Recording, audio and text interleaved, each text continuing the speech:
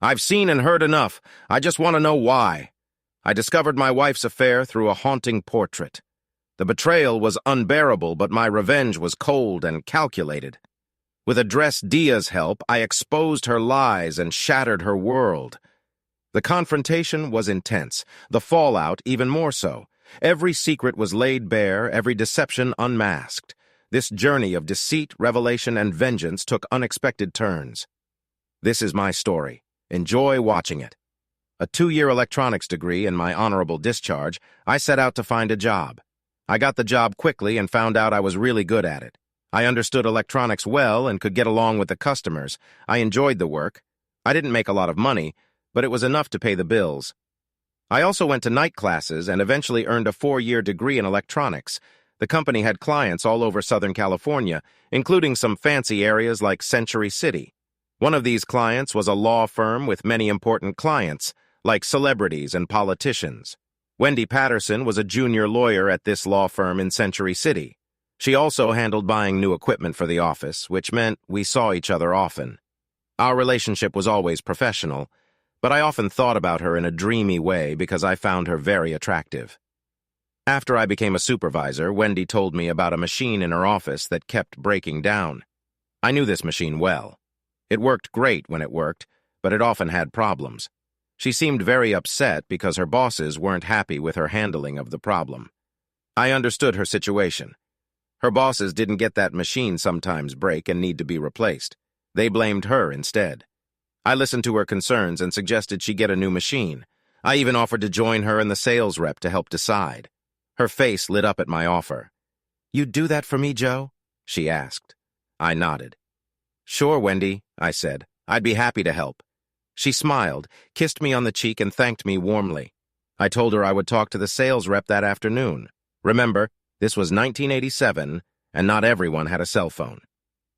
After speaking with the sales rep, I called Wendy and set a meeting for the next day. We discussed several options. She listened to the rep, but looked to me for advice. I liked the machine he suggested, but proposed getting a slightly better one that would last longer. She liked this idea, as did the rep, since it meant a bit more commission for him. Once the paperwork was done, I even supervised the installation and showed Wendy and her coworkers how to use some of the new features. When I finished, Wendy pulled me into her office. "I can't thank you enough, Joe," she said. "I almost lost my job." She showed just how close by holding 2 fingers close together. "You saved me. There's got to be something I can do to thank you." I wanted to say something romantic, but stayed professional. "Just doing my job, Wendy," I said. "You don't need to thank me." "Yes, I do." She insisted writing something on a piece of paper. She handed it to me. "Meet me at this address at 6 o'clock tonight. It's my treat." I recognized the address. It was an expensive steakhouse next to a nightclub. "Wendy, this is," I began, but she cut me off. "It's the least I can do." She said, "Dress casual and bring your appetite. By the way, I hope you like to dance." "I do," I replied. She smiled. "Good," she said. "See you there." We had a great time that night and spent about an hour getting to know each other. Wendy came from a family of lawyers and followed in her father's footsteps. At the time, she wasn't seeing anyone seriously, but hoped to change that. I shared my background growing up in Roswell, New Mexico, and my time in the Marines. "Were you ever in combat?" she asked. "A short trip to Beirut, yes," I said, explaining I was part of the team that relieved the unit bombed back in October 1983. After dinner, we went next door and danced the night away. I found myself liking Wendy a lot. She was very attractive and charming. I decided to take things slow and let them happen naturally. As the night ended, Wendy gave me a long, passionate kiss. There was a lot of promise in that kiss, and I hoped it would lead to more. We began dating, and a couple of weeks later we spent a night together at a motel because we were too tired to go back to either of our places. We ended up very close that night. The next morning, I woke up feeling happy. About a month later, Wendy invited me to her parents' house for Sunday dinner. They lived in a nice part of town, and I felt a bit worried about meeting them. Wendy told me they were just normal people, and I had no reason to be nervous. They were polite and treated me well, but I could tell her father, Don, didn't think highly of me. I was not in the same social class as Wendy. He mentioned he always wanted her to marry another lawyer, but he said he'd accept anyone she chose. It wasn't the best feeling, but at least it was something. I told Wendy how I felt, but she just shrugged. "Do you mind that you make more money than me?" I asked. The truth is, she made much more than I did, but she never showed it off like others in her circle. "I wouldn't care if you made minimum wage," she said. "I'd rather be with a good, honest, hard-working man like you than a rich jerk who thinks money can solve everything." I admired her even more after hearing that. We kept dating and fell in love. In October 1987, I asked her to marry me, and she said yes. Her mother seemed happy for us, but I wasn't sure about her father. He took me to his home office and gave me a paper. "What's this?" I asked. "It's a prenuptial agreement," he said. "Nothing personal. I just want to protect my daughter's assets. I'm sure you understand." He added in a tone that felt a bit condescending. I looked at it, but couldn't understand the complicated legal language. "Don't worry, just sign it and I'll take care of the rest," he told me. I knew better than to do that, so I replied. My dad once told me never to sign a legal document without a lawyer looking at it first. I said, "No offense, but I'd like another set of eyes on this before I sign." He shrugged. "No problem," he said. "I'm sure you'll find everything in order." Later, a lawyer I saw, Mark Hempstead, told me the document was very one-sided and could be used against me. He made changes and advised me to sign it only in front of a notary. "By the way," he said, "is Wendy Patterson a lawyer? Is her father named Don?" "Yes," I said. "How do you know that?" "Well, my son dated a Wendy Patterson in law school," he said. "They were a couple for a while, but he left and went back east. Not sure what happened, he never told me." "What's your son's name?" I asked. "Carl," he said. I remembered that and asked Wendy about it next time I saw her. "Yeah, I knew a Carl Hempstead in college," she said. "We dated for a bit, but it didn't work out. He went back east, so we ended it." "Why?" I told her I had met his father and he remembered her name. "Must have made an impression for him to remember me," she said. I kept that information in mind, just in case. Don wasn't happy about the changes to the prenup, but he agreed, and so did Wendy. Wendy told me men often pursued her for her money. I could see that, but still wondered about Don's reasons. A month later, in November, Wendy and I got married in a small ceremony in her parents' backyard. We didn't want a big wedding, just family and close friends. My parents flew in from Roswell, and some coworkers came too. The reception was like a pool party, and we had a lot of fun. Wendy and I went to Acapulco for our honeymoon and had a great time. The next 13 months were wonderful, or so I thought. About a year after we got married, Wendy became a junior partner in her firm and started spending more time away. She had late nights, some weekends working with clients out of town, and Friday nights out with the girls to relax and chat. I didn't really like it, but I supported her as best as I could. One thing I didn't enjoy were her yearly trips to New York. The conferences usually lasted a week, but last year she stayed a few extra days to meet important clients, or at least that's what she said. Some clients of her firm were rich and powerful, so I accepted it. I trusted Wendy completely and never thought she'd cheat on me, but I missed her. Her behavior also changed a bit. She became more distant, like her father. She didn't put me down, but made some comments about her new social status. She traded her Toyota for a BMW and bought new clothes, some of which were quite fancy. Things changed in the bedroom, too. We didn't have sex as often as before, maybe twice a week on average. The rest of the time, she said she was too tired or had a headache. By the time her 1990 conference started, I was almost glad to see her go. The house felt tense. We weren't fighting, but there was a lot we didn't say to each other. I guess I should have known something was up by the way she acted. She kissed me on the cheek Friday morning before she left for work and promised a call. Monday, May 14th, 1990, ***. I got home that night, tired from work, grabbed the mail from our mailbox, and went inside for another lonely night with leftovers beer and TV. Wendy had been back east for her yearly conference since Friday night. She promised to call me every night, and so far she had kept that promise, though I could tell it wasn't easy for her. After a quick bite, I sorted the mail. Bills were set aside for us to review later, as we always did together. Junk mail went straight to the trash, but one letter addressed to me by name caught my eye. It was on fancy paper with elegant old-style writing. I almost threw it away, but decided to open it. The letter was from a place called Remnuja Gallery and was an invitation. It said I was invited to a special private showing of a new piece of art. I found it odd because I never showed any interest in art. The letter said I needed to be there the next day, Tuesday, at 11 a.m. sharp. I checked the address in my Thomas Guide, a well-known map book for anyone living in Southern California back then. The gallery was just a few blocks from my morning appointment. That night, Wendy called and we talked for a few minutes. She told me about her conference and the interesting people she met. I told her about the invitation. "You should go," she said. "It would be good for you to see some art." "If you insist," I said. "I insist," she replied.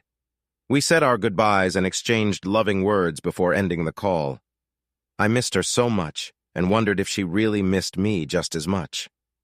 The next day I finished my service call about 20 minutes before 11 o'clock. I called in and took lunch. I headed to the Remnusia Gallery address and was surprised to see a large Gothic house that looked like it belonged in a movie. I checked the address, parked, and walked to the front door, which opened just as I was about to ring the bell. "Good day, Mr. Neely," said a short, neat blonde who opened the door. "You're right on time. Thank you for being punctual. Please come in." I followed her inside and looked around. The place seemed empty and was filled with old-looking chairs, tables, and matching lamps. The walls had portraits of unknown people in various poses. None of them looked happy. I wondered what kind of gallery this was. "My name is Dr. Adresha Remnusia," the blonde said, extending a delicate hand. I took it, curious about her, and her unusual name. Living in Southern California, I was used to different names and accents, so I thought nothing more of it. "You're probably wondering what kind of gallery this is," she said, almost like she read my mind. "Let's just say there's nothing like it anywhere else," she added with a slight smile. "Let's look at your portrait, shall we?" My portrait? She opened a pair of double doors and led me into a room with only 2 chairs and a small table, set in front of a covered painting on an easel. She ushered me to a chair and stood by the covered portrait. Once I sat down, she smiled and removed the cover, saying I was shocked when she uncovered the painting would be putting it mildly. The portrait looked almost like a photo, but I could see the brushstrokes. It was a painting of Wendy sitting at a table that could have been in a restaurant or a bar. She was wearing a black dress that showed quite a bit of her chest. She seemed to be looking up at someone special with a familiar sparkle in her eyes and a loving smile. I recognized the necklace she wore. It was the one I gave her for Valentine's Day that year, but I saw something that bothered me. Her wedding and engagement rings were missing. Instead, she had a dolphin ring on her right hand, a piece of jewelry I had seen many times but never asked about. I looked at Adresdia confused. "What's going on here?" I asked. "How did you get this?"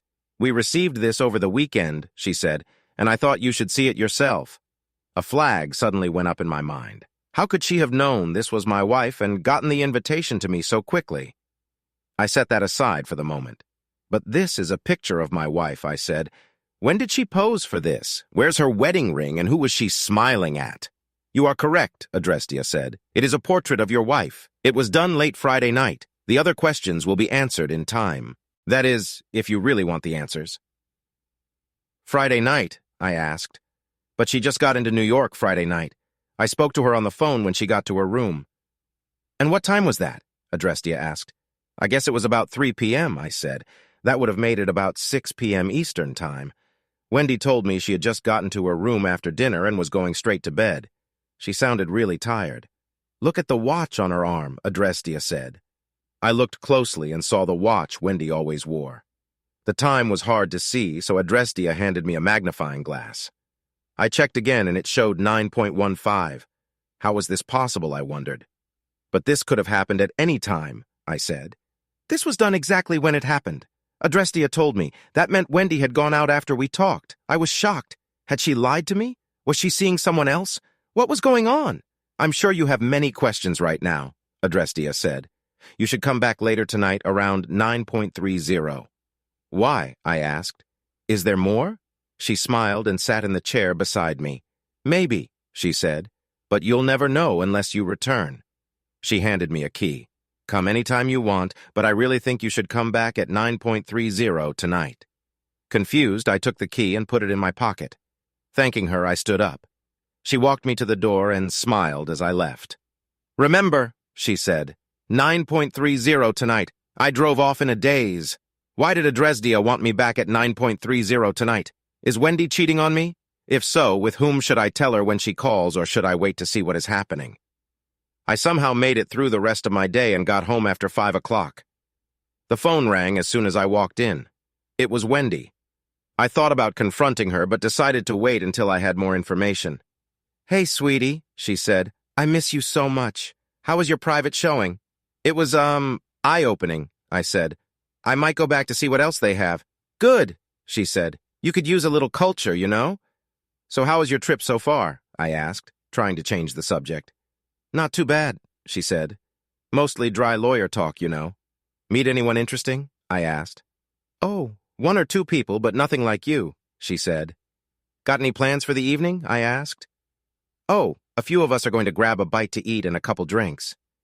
She said, "We might do some dancing, but that's pretty much it. How about you?"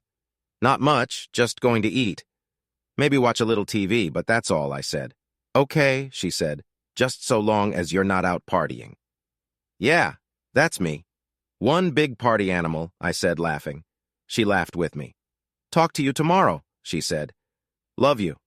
"I love you too," I said. We ended the call, and I sat there looking at the phone, wondering if she truly meant what she said.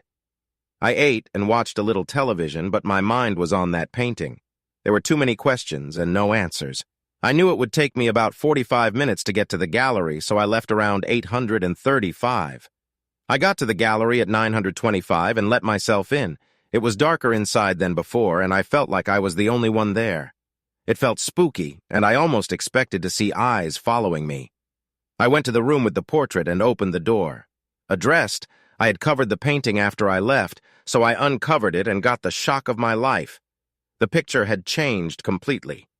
Wendy was now standing with her back to me next to another man who had his arm around her. They were walking away, and Wendy was looking back. The look on her face was one I knew well. It looked like she wanted to be with him. I used the magnifying glass on the table to look at her watch. It showed 12 o'clock. If this was the real time, it was about 35 minutes ago. How was this possible? I wondered. I covered the portrait and sat down, putting my head in my hands. Was Wendy cheating on me? If so, why? None of this made any sense. I thought back and couldn't remember any signs that she was unfaithful. In fact, she had told me she hated cheaters. Surely this had to be a cruel joke. After sitting there for about 30 minutes, I decided to take one more look. I had to know who this guy was. I uncovered the painting again and nearly fell back into the chair. The painting had changed yet again. This time, Wendy was with the man in an intimate way. Tears fell down my cheeks as I looked at the painting. How could she do this, I wondered. Addressed, his voice cut through my thoughts. "It's always shocking to learn the one you love is cheating on you," she said quietly. "I didn't even know she was there." She walked to the painting and covered it back up before sitting next to me. "How is this possible?" I asked. "Is it real? Please tell me it's not real." "I'm sorry, Joe," she said, "but it's very real." I shook my head. "No," I said, "it can't be. She'd never do something like this to me." "Actually, she would," Adresadia said. "And she is. I hate to tell you this, but it's not the first time," she said. I stared at her stunned. "What do you mean? This is actually the 5th time they've been together since you got married," she explained. "You know about this?" I asked. She nodded. "Yes, I do." "How?" I pressed. She looked down for a second before speaking. "I don't think you're ready to hear the full story yet," she said gently. "Maybe after you've had a night to sleep on it, you will be." She uncovered the painting one more time, and it had changed again. This time, Wendy was lying flat on her back with the man between her legs, about to engage in a private act. I noticed her rings in an empty ashtray on the nightstand. I broke down, crying.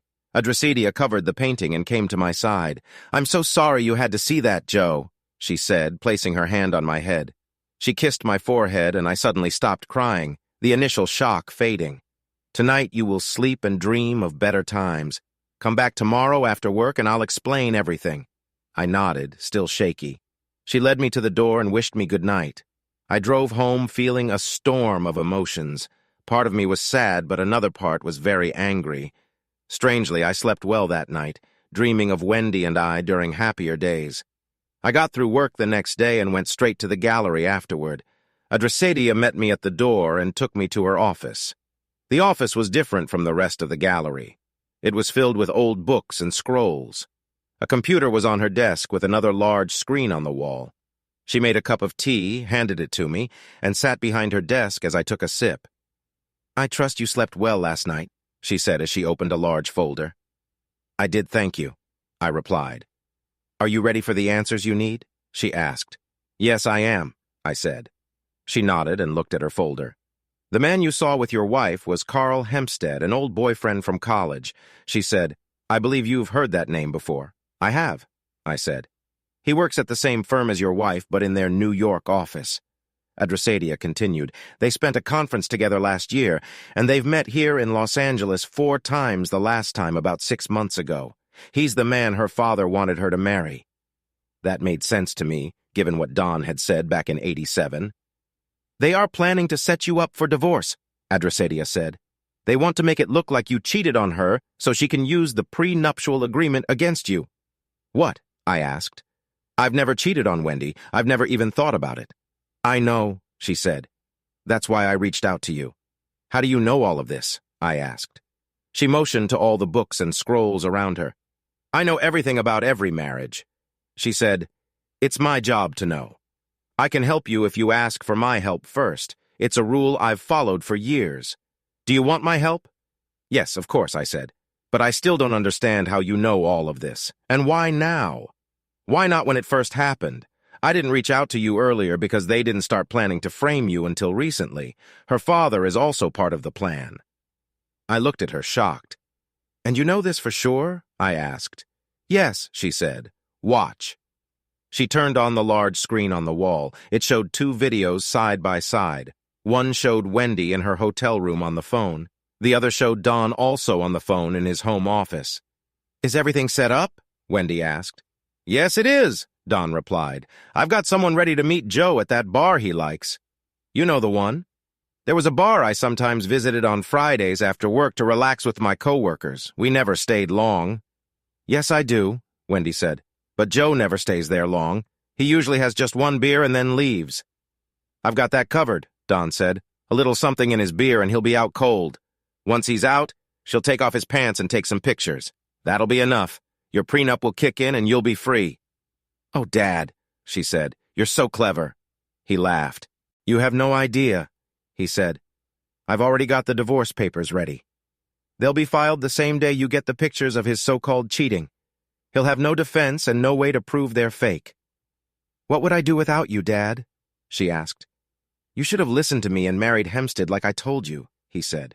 "Instead, you chose that repairman." "Joe's a good man," she said. "Maybe so," Don said. "But he's not good enough for you and you know it. He's just a repairman. He'll never be able to support you as you deserve." "So when is this going to happen?" she asked. "This Friday," Don said. "Tonight you tell your husband you have to stay until Monday. Tell him you have to meet clients. He'll believe you. Friday when he goes to the bar, the girl I hired will approach him. When he's not looking, she'll slip him the drugs, and it'll be then you and Carl spend the weekend at our place in the Hamptons. By the time you get back Monday, we'll have him caught. You confront him with the pictures and we'll give him the papers that day." "I hate doing this to him," she said. "It has to be done and you know it," Don said. "The sooner it's done, the better." "I guess you're right," she said. "Just don't hurt him."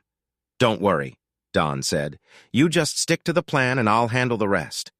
"Okay, Daddy," she said. "Talk to you soon. Bye." They both hung up, and as I watched, Wendy turned to Carl. "It's going to be done this Friday," she said. "Good," Carl said. "Then it'll just be us. I can't wait," he added, kissing her on the cheek. "I'd better call Joe and let him know I won't be back till Monday," she said. "He's expecting my call." "Make it fast," Don said. "We have reservations, you know." She nodded and placed another call. I could hear the phone ringing in the background. Then I heard our message machine pick up. "Hi, baby, it's me," she said. "Sorry, I missed you. Some of us are getting ready to go grab something to eat. I just wanted to let you know I'll be meeting with clients this weekend, so I won't be back till Monday. Love you. Bye, bye." As I watched, she hung up the phone and smiled. The video ended, and I sat there stunned. "I looked at a dress, Dia. How did you do that?" I asked. How did you get those cameras set up just at the right time? Trade secret, she told me. So what do we do now? I asked. Would you like to confront your wife? Tonight, she asked. Of course I would, I said. But I don't have a plane ticket to New York. That won't be a problem, she said. So how do I do this? I asked. Go home. Listen to her message to prove to yourself this is real, she said. Then be back here at 9.30. I'll take care of the rest. I agreed and went home. I had to hear that message. If, in fact, there was a message to hear. Sure enough, when I got home, the machine said there was one message. So I let it play and heard the very same message I had seen her leave earlier. Damn. I was back at the gallery at 9.30, having showered and changed. Addressed, Dia met me at the door and we walked into the room with her portrait. I looked and saw Wendy and Carl on the bed together. I looked at addressed, Dia. Are you ready? She asked. I nodded my head. Yes, I said. She took my hand and looked at me before speaking. Remember, they won't be able to see or hear you at first. She said, I'll let you know when they can. I nodded my head in understanding. Get ready, she added. Soon the room we had been in was gone and was replaced with a dark hotel room. After my eyes adjusted to the darkness, I could see Wendy and Carl in the bed. Wendy was laying on her back while Carl was over her. I could tell from the movement that they were having an intimate moment. Soon he moved away and stood at the foot of the bed. Wendy laid there, her legs spread wide. I could see what had just happened. That was great, he said. Yes, it was, wasn't it? She asked in response. Better than your husband? He asked with a smirk. Of course, she said with a little laugh. You always were better than him. You don't even need to ask. I need a cigarette after that, he said, grabbing a robe. Want to join me? Wendy got out of the bed and put on a short, silky robe. Why not? She asked. When did Wendy start smoking? I asked myself. As I watched, they opened a sliding glass door and stepped out onto a small balcony to light up. Go ahead, addressed you, whispered to me after they leaned on the balcony to smoke their cigarettes. They can see you now. I nodded my head and stepped forward. Wendy turned around and her eyes opened wide as she saw me step up to the sliding glass door. Joe, she exclaimed, what are you doing here? Carl turned around and leaned against the railing, a smirk on his face. Why, Wendy? I asked. Wasn't I good enough for you? Didn't I love you enough? Why did you feel it necessary to plot against me with your father and lover boy here? I don't know what you're talking about, Joe. She said, bullshit, I yelled, causing her to lean back against the railing. I heard you plotting with Daddy Dearest to set me up with a hooker so you could file for divorce. Joe, it's not what you think, she started. I cut her off with a wave of my hand. I don't want to hear it, I said. I've seen and heard enough. I just want to know why. Was all that stuff you said about not caring how much I make just a lie? How many other lies have you told me? No, it wasn't, she said tearfully. So tell me, why did you do it? I asked. She looked down, sheepish. Carl stood up, a smirk still on his face. He was a bit taller than me, but I weighed more than he did, and I had the benefit of training. Plus, I was more than just a little bit mad. Look, Jarhead, he said, you'll never be up to her standards and you know it.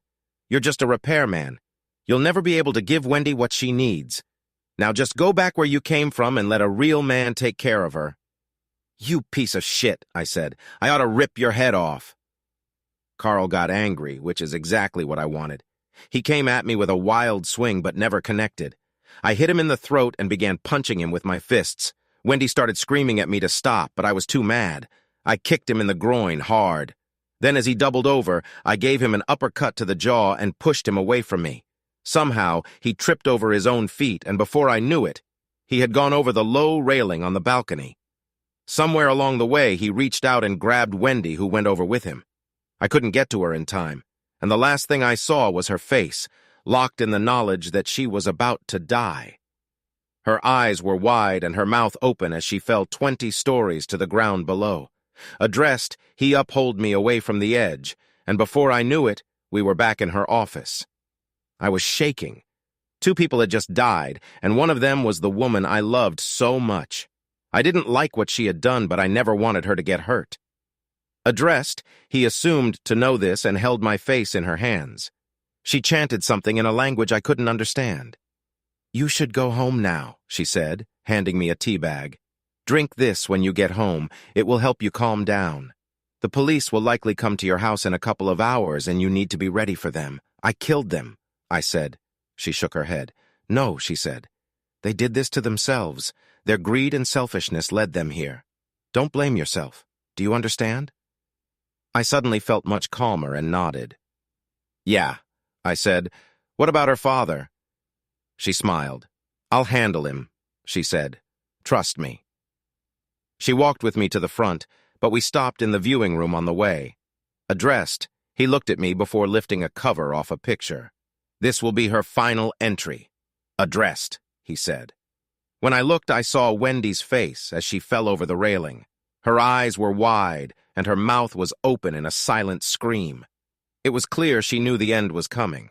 I wondered if she had any regrets. As if reading my mind, "Addressed, you spoke. Your wife regretted everything at the end. Addressed, you said. But those regrets came too late. This will now be her final entry in my gallery." She took the painting off the easel and put it on the wall between two others. I noticed the same fear and regret in the other pictures. "Are all of these?" I began. "They were all cheaters. Addressed, you said." She turned to look at me. "You should go now. Remember, Joe? I will always be with you here," she said, touching my chest. "Live, love, and be happy." "And Don?" I asked. "As I said, justice will be done," she said. "I promise." I drove home, still shocked by everything that had happened. When I got home, I made tea with the bag address you gave me, and it did help calm my nerves. About 2 hours later, the doorbell rang. I answered it and found 2 uniformed police officers and a man in a wrinkled suit holding a badge. "Mr. Joe Neely?" the man asked. I nodded. "May we come in, please?" I invited them in. "Mr. Neely, I'm Detective Smith with the Los Angeles Police Department." He said, "I'm sorry to tell you this, but your wife is dead." "Dead?" I asked, trying to look surprised. "How? When?" "A couple of hours ago." He said, "It seems she fell from her hotel room in New York. The NYPD is investigating. They're not sure if she was pushed or if she jumped. Do you know a Carol Hampstead?" "No, I don't." I said, "Why?" "He died with her," Detective Smith said. "It appears they may have been involved in something together." I tried to look shocked and sad. It wasn't hard. I was still in shock over her death. "Her body will be returned after the medical examiner is done with the autopsy, Mr. Neely. If you know anything, we would appreciate any help you can give." "Thank you, Detective." I said, "All I know is that my wife was in New York for her annual conference. She called earlier to tell me she would be meeting with clients this weekend and coming home Monday." "I see," Smith said. "Again, I'm sorry for your loss," he added. "Good night, sir," he said before leaving. Wendy's death got a brief mention on the news, but there was no talk of an affair with Hampstead. Maybe, I thought, that was because of her firm's influence.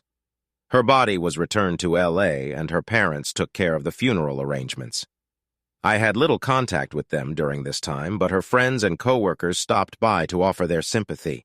Because her face and body were badly hurt, the casket was kept closed during the service, and a large picture of her was placed next to the coffin. Her mother asked if I wanted to say any last words, but I said no, and just shook my head. Don came up to me but stepped back when he saw the look on my face. After the funeral, we all went to the gravesite for the burial. After her coffin was lowered into the ground, a man in a suit approached Don. "Are you Don Patterson?" the man asked. Don said he was looking annoyed. The man handed him a large envelope. "You've been served," the man said, walking away. Don opened the envelope and looked inside. His face went pale when he saw the divorce papers and a bunch of color photographs of him with a much younger woman. They were both worn nothing, and it seemed like Don was having a good time. He looked at his wife, who glared back at him. "Don't bother coming home," she whispered. But, he began. Standing next to him, I couldn't help but see the photos and papers. I chuckled and leaned in close to him. "Looks like that's what you had planned for me," I said quietly. He looked at me shocked. "Guess karma's a real thing, isn't it?" I laughed as I walked away. I decided to see a dress to tell her what happened, but when I got there, the old Gothic house was gone. It was replaced with a nice ranch-style home. I checked the address and knocked on the door. An elderly woman answered. "I'm looking for Ram Nusha Gallery." I said, "I'm pretty sure this is the address." She shook her head. "I'm sorry, son."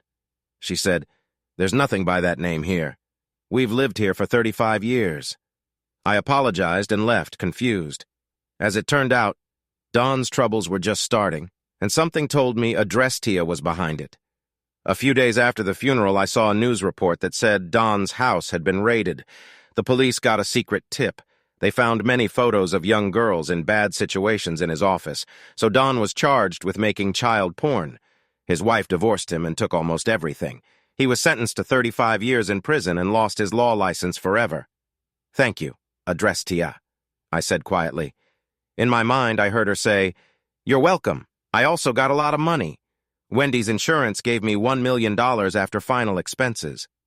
I also inherited a large sum of money once her estate was settled." Around this time, a friend from Spokane, Washington, called me. He said his company needed a service manager and he thought I would fit the job. I wanted to leave Southern California because I felt I had nothing left there, so I moved north and got the job right away. They gave me 2 weeks to sort my things in California. I sold my place, taking only a few items. I let Wendy's mother take what she wanted and then sold or gave the rest to Goodwill. A few months later, I met Linda at a bar in downtown Spokane. We dated for a while, fell in love, and got married. We bought a 2-story log house by Twin Lakes and raised 2 great kids who now have their own families. Everything was going well until August 2019 when Linda was told she had stomach cancer. I sat on the balcony thinking of my dear Linda looking at that old invitation. "Where were you addressed, you know?" I wondered. "I'm always with you, Joe." I heard in my mind, always, and so was Linda. I smiled and nodded. Somehow I knew things would be okay. It was early afternoon when I got to our house. It was an old 2-story farmhouse in the Kansas countryside surrounded by large fields of wheat and alfalfa. Before you ask, no, I'm not a farmer. I don't even know how to use a tractor. The fields belong to someone else, thank God. My name is Bill Jacobs. Maybe you've read my work. I'm an art critic, and my weekly articles appear in about 200 newspapers across the country and on many big websites. I work mostly from this cozy country house that my wife of 8 years and I call home. I travel a bit, maybe 1 to 3 days a week depending on what I'm writing about. My wife, Denise, is a surgeon at the county hospital in what locals here call a town. The people here are good, honest, and hard-working. They take care of their families and do the right thing. They look you in the eye when they shake your hand, but the town is not what I'm used to after living most of my life in Southern California. I met her at an exhibit in Los Angeles. I was covering the event for the paper, and she was there on a break from her studies. She was finishing her medical degree at the time. I remember that day clearly. I was looking at a piece of art making notes when she came up to me. "That's an interesting piece," she said. "Think so?" I asked. "Yes," she said. "What do you think?" "To me, I've seen better work done by kids with crayons," I told her. "Don't you like abstract art?" she asked. "I do," I said. "But this is an abstract. It's lazy work by someone who hasn't sold anything in months. They probably threw paint on a canvas, said something fancy about inner conflict and hoped it would sell, but I wouldn't buy it." "Are you an art buyer?" she asked. "No, I'm a critic," I said. "Bill Jacobs," I said, holding out my hand. "Denise Blackman?" she said, shaking my hand. "You're a real art critic?" I laughed. "Yes," I said. "They pay me real money to write bad things about art like this. Some artists even see it as an honor to be insulted by me." She laughed. "Sounds interesting," she said. I shrugged. "It can be," I said. "I mostly travel to see art exhibits and maybe talk to artists, but I spend a lot of time on my computer. It can get boring. What about you?" "I'm a medical student," she said. "I start my residency next year." "Now that sounds exciting," I said. "It's mostly work," she said. "That's why I'm here. I needed a break from studying." "I get that," I said. "Now if you want to see real art, look at that piece over there," I added, pointing to a picture of a country farmhouse covered in snow. "Tell me what you think." She looked at the piece and smiled. "That reminds me of where I grew up in Kansas," she said. "I love how the moonlight shines on the house." "Are you sure it's moonlight?" I asked. "Look closer." She walked to the picture and I followed her. Her face changed as she stood in front of it. "It looks so different from here," she said. "Yes," I said. "The way the artist used the brush and mixed the colors makes it look different depending on where you stand. Look close and you'll see details you missed before." You're right, she said. I like this. Congrats, I said. You're an art critic now. She laughed. Oh, no, she replied. I could never do what you do. I would be too scared of hurting someone's feelings. We spent the next 2 hours looking at the rest of the exhibit. I had to admit I enjoyed hearing her thoughts on different paintings. I wasn't happy when she had to leave, but I knew she needed to go back to class. Before she left, we exchanged phone numbers and email addresses. It's been nice meeting you, Bill, she said, giving me a quick kiss on the cheek. I'd love to do this again sometime. Me too, I told her. Over the next few months, we got to know each other better and started dating seriously. At first, I worried she might mind that I was 6 years older, but she didn't. She made me feel younger. One thing led to another, and soon we were married. I felt so lucky. Denise was, and still is, in my opinion, very warm and caring. Our life together was amazing. She never complained about my work schedule or when I had to travel for art reviews. Her work hours changed a lot since she was doing a 5-year residency. Sometimes she worked normal hours.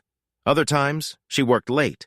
We talked about this at the start, and I was okay with her odd hours, even though it made it hard for us to be together in the evening or on weekends. After her residency, she got a job at a hospital in her hometown. They had just built a new surgical center, so locals didn't have to travel far for surgery. By then, I could work from anywhere because my work was online. So we packed up, sold the apartment, and moved to Kansas. We bought a 2-story farmhouse that was built in the 19th century but had been upgraded with modern conveniences, including central air conditioning. I made sure it had high-speed internet, which was essential for my work. We turned one of the bedrooms upstairs into my office and planned to use the 3rd bedroom for a nursery. Our bedroom was large with a nice bathroom for both of us. The biggest change for me was how dark it got at night in the countryside. It was pitch black. You couldn't even see your hand in front of your face. This was very different from the bright lights of the city, but I loved the night sky. I had never seen so many stars. I used to have a small telescope when I was a kid, but nothing prepared me for this. Seeing how much I enjoyed the stars, Denise surprised me with a nice 8-inch telescope with all the accessories for taking pictures. Naturally, I thanked her that night. It took me a while to learn how to take good pictures of the night sky. It's not as simple as pointing a camera and clicking, but I figured it out, and soon my office was filled with pictures of planets, galaxies, and colorful nebulae. Denise even took a few to decorate her office. The best times were the nights Denise and I sat out back with the telescope. After watching the stars for a while, we would often lay there feeling like we were on top of the world. The first 7 years of our marriage were perfect, at least to me. I loved my job, had a nice home, and a beautiful wife. What more could a man want? We even talked about having kids. Denise had been on birth control because she wanted to wait until she was more settled, which I understood. Then I noticed small changes in her. Her work hours got longer and more random. She became short-tempered about small things, and we argued over silly stuff. I thought it was job stress, so I didn't say much. One year, she had to go to a medical conference in Wichita for 5 days. Before she left, she seemed worried but wouldn't say why. I tried to be close to her the night before she left, but she said she had a headache. The next day she left, promising to call me every night. I had an important exhibit to review in New York that week, and I saw that I could meet her in Wichita that Friday and come home with her. I hoped she'd like the surprise. The exhibit went well, and I finished my article on time. Denise called every night as promised, but I felt like she didn't really want to talk to me. I decided not to tell her about my plan for Friday, hoping we could spend the weekend there. When I got to her hotel, I looked everywhere but couldn't find her. After verifying my identity, the hotel said she hadn't checked out yet and might be in one of the conferences, so I gave her a call. "Are you all right, Bill?" she asked quietly when she answered the call. "Yes," I said. "I thought I'd surprise you by stopping by on my way back from New York. I figured we could spend the weekend here and then go home together." "Where are you? Are you in a seminar?" "Well, yes, I am," she said, sounding annoyed. I could hear someone speaking to her in the background, but I couldn't understand what they were saying. I could tell Denise covered the phone so I wouldn't hear her answer. I wondered why she did that. After a few moments, she uncovered the phone and spoke to me. "Listen, dear," she said. "It's sweet of you to surprise me, but I won't be good company right now." Why not? I asked. Well, I've been invited to watch a couple of procedures at the hospital here by the head of surgery, so I'll be here for another day or so. She explained. I didn't know about it until a few hours ago. I'm sorry. I'll be home Sunday night and we can spend time together then. Yeah, okay. I said, it's just that I've missed you all week. I miss you too, she said. Please go on home and I'll see you Sunday night, okay? Promise. Okay, I replied. See you then. Love you. Love you too, she said. She didn't close the call right away, and I thought I heard her say something like, dodged a bullet. Maybe I didn't hear her correctly, but it sounded like that. So I went back to the airport and got a flight home. I wasn't happy. For the first time in our married life, I started to wonder if she was cheating on me. Denise did get back on Sunday. Well, technically it was Monday at about 2:30 a.m. She tried to be quiet so she wouldn't wake me up, but I was already awake. She put her suitcases in the closet, then went into the bathroom. A few minutes later, she came out wearing a long robe and climbed into bed. I couldn't ignore the strong smell of cigar smoke after shave and something else when she snuggled up to me. Please go take a shower, I mumbled. You smell like an ashtray. I'm too tired to take a shower, she said. Fine, I told her, getting up. I'll sleep on the couch. I grabbed my pillow and a blanket and went downstairs. I didn't sleep well that night, only drifting off a couple of times. I got up at 8 o'clock when Denise stumbled into the kitchen to make coffee. I thought you were coming home yesterday, I said. I'm sorry, she said, wiping sleep from her eyes. I could still smell the cigar and aftershave, so I kept my distance. It took longer than I planned, and it was hard to get a flight last night. Why were you so upset when I came in? Sorry, you know how sensitive I am to smells? I said. I could smell cigar smoke and aftershave all over you when you came in this morning. What were you doing anyway? Dr. Branstead took a smoke break on the way to the airport, she explained. I didn't think you would notice it on me. And the aftershave, I asked, was that his? Probably, she said. You must have been very close to get it all over you like that, I said. He gave me a hug goodbye when he dropped me off at the airport, she explained. That must have been some hug, I said. Look, nothing happened, all right? She snapped. You seem very defensive over something that never happened, I said. I just asked a simple question. You're right, she said. I'm sorry, I was exhausted when I left there, and I was too tired to shower when I got home. So what's your schedule like? I asked. I don't have to be at the hospital until 11 o'clock today, she said. I'm meeting our new head of surgery, and then I have a couple procedures this afternoon. I'll probably be late getting home. All right, I said. I'll order a pizza then. I'd better get to it, see what my week looks like. Bill, Denise said as I turned to go upstairs, I really am sorry we didn't connect this weekend. Me too, I said with a forced smile. Maybe next weekend. As expected, Denise didn't get home until after 8 p.m., and she was exhausted. I didn't complain too much as I knew how hard she works. I had an exhibit to review in Denver that week, so between that and her busy schedule, we saw very little of each other that week. We did manage to spend some time together over the weekend, but I sensed there was something else on Denise's mind. About a month later, Denise announced that we were invited to a social event the hospital was holding. They wanted to introduce the new regional director. So I got my best suit cleaned and went with her to the event. Denise looked stunning in her black dress, which showed off her figure nicely. It wasn't revealing, but she still looked amazing. I was proud to be with my lovely wife at the dinner, and that's where I met the new regional director, Dr. George Branstead. He came up to us when we arrived. I noticed he was a bit older than me, with a full head of dark hair showing some gray at the temples. He looked fit, about 3 inches taller than me, and about 20 pounds heavier, mostly muscle. I recognized the aftershave he wore and the slight scent of cigar smoke around him. This must be the famous art critic Bill Jacobs, he said, offering his hand. I've heard a lot about you, he added as we shook hands. In fact, I have you to thank for keeping me from making a bad decision. How's that? I asked. Well, that article you wrote about the exhibit in Washington, D.C. a couple of years ago, he said, my wife and I were thinking about getting a couple new pieces of art shown there, but after your review, we changed our minds. Glad to be of service, I said. I take it you already know my wife from that conference in Wichita. Yes, he said. That's quite a lady you've got there, he remarked.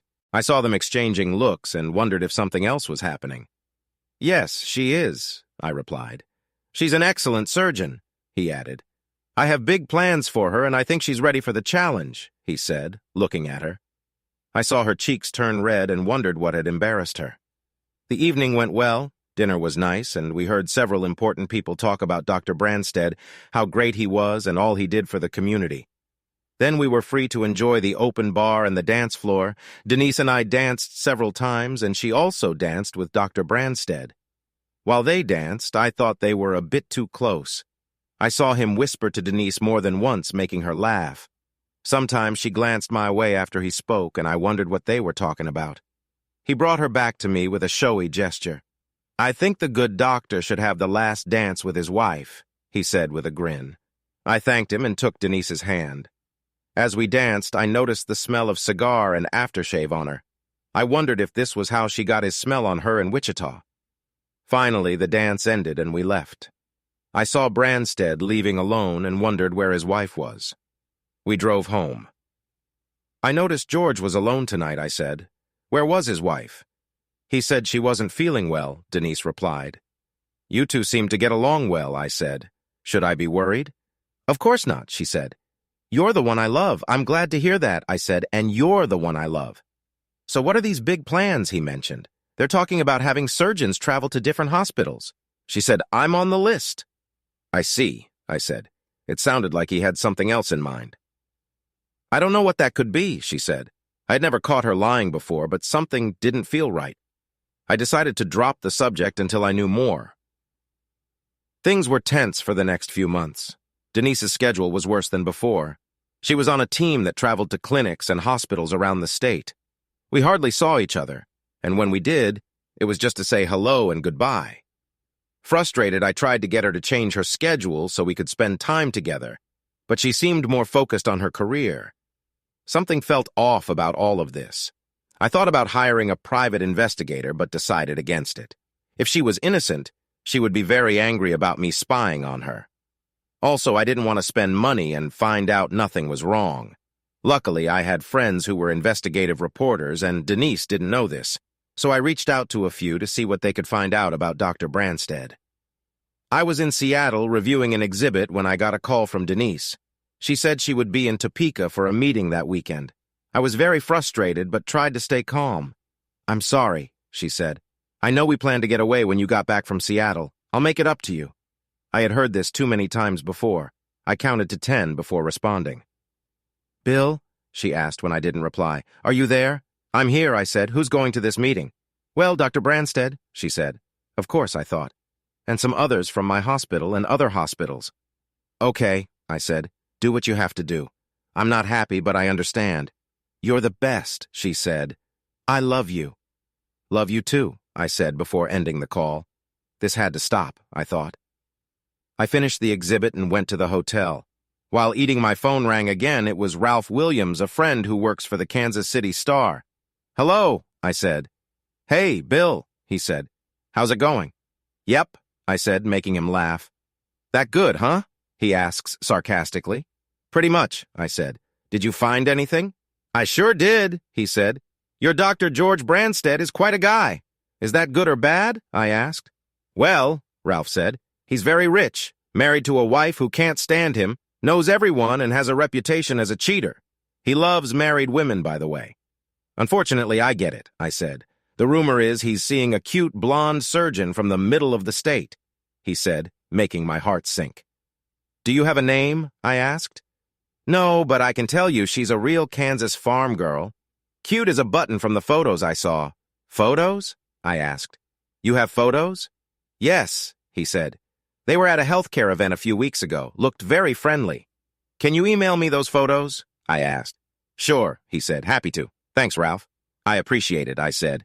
Anytime, old friend, he said. By the way, it turns out the good doctor got involved in a scandal out west a few years back. What kind of scandal? I asked. The kind that makes famous doctors leave quietly if you catch my drift, he said. I don't know everything, but I know someone who does. I'll send you her info along with some pictures. She writes for a gossip blog in California. She's waiting for your call. Thanks, I said, and hung up. I remember Denise saying she had a meeting in Kansas City a month ago, but she never told me about George. Then my phone dinged. It was an email. I was nervous, but I opened it to see the photos. And there it was. Denise, sitting in a hotel restaurant with George Branstad. One photo showed them kissing and another showed them holding hands. This was no business meeting. It felt like a punch in the gut. How long had this been going on? Was she in love with him? How could she betray us? My mind was racing. I had one more call to make, so I dialed the number Ralph gave me. "Linda Carson," she said when she picked up. I introduced myself and mentioned Ralph had suggested I call her. "Yes," she said. "I've been expecting your call. You want to know about George Branstad?" "Yeah," I said. "What can you tell me?" "Well, he was caught with a student in his office about 8 or 9 years ago," she said. "He got fired, and now he's in Kansas." "Do you know the name of the student?" I asked. "Yes, I do," she said. "It never made it into my report, though. The school wanted to keep her name out. Let me check my notes. Here it is. Denise Blackman." I felt sick. "Are you sure?" I asked. "Absolutely," she said. "Do you know her?" "That's my wife's maiden name." I said, "When did this happen?" "I'm sorry to hear that." She said, "Hold on. Let me check. Here it is," she said, giving me the date. I checked my old planner. It was the day I met her at the exhibit. Damn, I thanked Linda and ended the call. Somehow I got through dinner, then went to my room to finish my article for the week. I submitted it just in time and decided to go home. I needed answers, but none came. I hoped things would get better. I got home early Friday afternoon, grabbed the mail, and went inside. The place felt unusually quiet. I put away my clothes and sorted the mail. Bills went in one pile and junk mail went in the trash. There was a beige envelope addressed to me in fancy writing from some place called Ram Nusha Gallery. I opened it. It was an invitation to an exclusive showing at 5 p.m. that evening. The address was local. I had never heard of the gallery before. Maybe it was new, and the owner wanted to show me around. I decided to go and take my mind off things for a while. I arrived at a large 2-story Victorian house at 5 o'clock. The door opened before I could knock. A slim, petite blonde looking no older than 25 stood there. "Mr. Jacobs," she said. "Right on time. Please come in." I followed her inside. After she closed the door, she turned to me. "My name is Adres Dia Ram Nusia. Welcome to my gallery," she said, offering her hand. "Pleasure to meet you." "I didn't know there was an art gallery in this town," I said. She smiled and pushed a strand of hair out of her face. "Trust me, Mr. Jacobs," she said. "There's nothing like it anywhere else in the world." "Please call me Bill," I said. "All right, Bill," she said. "And you can call me Adres Dia or Dr. A." "Adres Dia," I said. "That's an interesting name." "I've been called many things over the years," she said. "Feel free to look around." I walked through the gallery looking at the portraits on the walls. They seemed almost like photos and showed people facing their last moments. It was the strangest collection I had ever seen. I looked for the artist's name but couldn't read the markings in the corners. I stopped at a portrait of a woman falling backward. Her eyes were wide open, her hair flew in her face, and her mouth was open in a silent scream. She seemed to know her end was near. "This is a strange collection," I said. "Do you sell many of these?" "These aren't for sale," she said. "They're kept for the future. This one is one of our newest additions." "They look so real," I said. "Who painted these?" "Some of them painted themselves," she said. I looked at her stunned. How was that possible? "So if these portraits aren't for sale, how do you stay open?" I asked. "Money isn't a problem," she said. "We have very, very deep pockets." After a few awkward moments, she spoke again. "Oh, I see. You thought I invited you here to write a review. Isn't that why you sent the invitation?" I asked. She smiled and shook her head. "No, it's not," she said. "I'm sorry if you misunderstood. Actually, I have something here just for you. Please come with me." I followed her through a set of double doors into a room. There was a covered picture on an easel and 2 chairs with a small table between them. "Please have a seat," she told me, pointing to the chair on the right side. I sat down and watched as she went to the picture and took off the cover. I was shocked. In the picture was Denise wearing a black dress that showed a lot of skin. Her hair was nicely done and her nails were painted red. I noticed she wasn't wearing her rings on her left hand. Her hand was on top of another hand which belonged to, yes, you guessed it, George Branstad. She smiled at George with a look that said, "I want you." It was a look I had seen many times since we met. I sat back in the chair, stunned. But this was a painting, not a photo. How could it be done so quickly, I wondered. Is this real? Is this some kind of a bad joke? I asked, upset by the picture. No, it's not. You're probably wondering if this is really happening. Address just said, as if reading my mind. Trust me, it is real. I can't explain it in a way that would make sense to you, but I assure you it's real. She covered the picture and sat in the chair next to me. I know this is a terrible shock to you, she said. I nodded, feeling numb. Yes, I stammered. I also know you've suspected your wife has been cheating for a while, but you have no proof, she said. How would you know that? I asked. It's my job to know, she told me. Who is this woman, I wondered. She smiled like she could read my thoughts. Please come back at 11 p.m. tonight, she said. Your questions will be answered. Numb, I got out of the chair and let her lead me to the front door. Remember, she said, 11 p.m. tonight. I nodded and left after she closed the door. I went home, ate, and tried to not think about Denise, but it was impossible. I thought about drinking a beer, but decided I wanted to be clear-headed when I went back to the gallery, so I watched some TV and tried to take a short nap. I finally dozed off, waking up just in time to brush my teeth and get to the gallery. The door opened just as I was about to knock, and a dressed Dia waved me in. I followed her to the private viewing room. After I sat down, she uncovered the picture again. I was shocked to see Denise wear nothing with George Branstad. What kind of trickery is this? I looked at a dressed Dia, confused. Please come into my office, she said. I got up and followed her upstairs. I looked around when we entered her office. There were shelves filled with what looked like old books and scrolls. A computer sat on her desk and another large screen was on the wall. She made a cup of tea, handed it to me, and sat behind her desk. I took a sip and felt a bit better. What's going on? I asked. How could that picture have changed? Maybe this will help, she said. After moving her mouse, the screen on the wall turned on. I could see Denise in bed with George. How could this be real? I had seen enough. I saw her phone on the nightstand and called her. I could see her phone light up as the call went through. She picked it up, looked at it for a moment, then declined the call and put it back. Who was that? George asked. Him, she said. Probably just got back from Seattle. Denise was clearly annoyed. I called her phone again, interrupting them. Denise grabbed the phone, declined it, and tossed it back on the nightstand, extending her finger in frustration. What did you do that for? George asked. Because he's pissing me off, she said. Enough, I thought. I was about to search for their hotel number when a dressdee handed me a piece of paper. Here's the number to their hotel, she said. They're in room 625 as Dr. and Mrs. George Branstad. Angry, I thanked her and called the hotel. When I got the receptionist, I asked for room 625. I heard the room phone ring in the video and saw George pick up the receiver. Hello, he said. Put my wife on the phone right now, I growled. As I watched, he looked at the receiver and slowly handed it to her. It's for you, he said quietly. Denise took the receiver and answered. I could tell she wasn't happy, but I didn't care. Hello, she said quietly. Well, hello there, Mrs. Branstad, I said. I saw her face go pale in the video. Having a good time, I see. Bill, she said, there's nothing going on. Why are you so upset? Why are you with Branstad? I asked. Why did you register as Mrs. Branstad? Did you end our marriage without telling me? I asked. Bill, nothing happened, she replied. Lyra, I said, my voice harsh.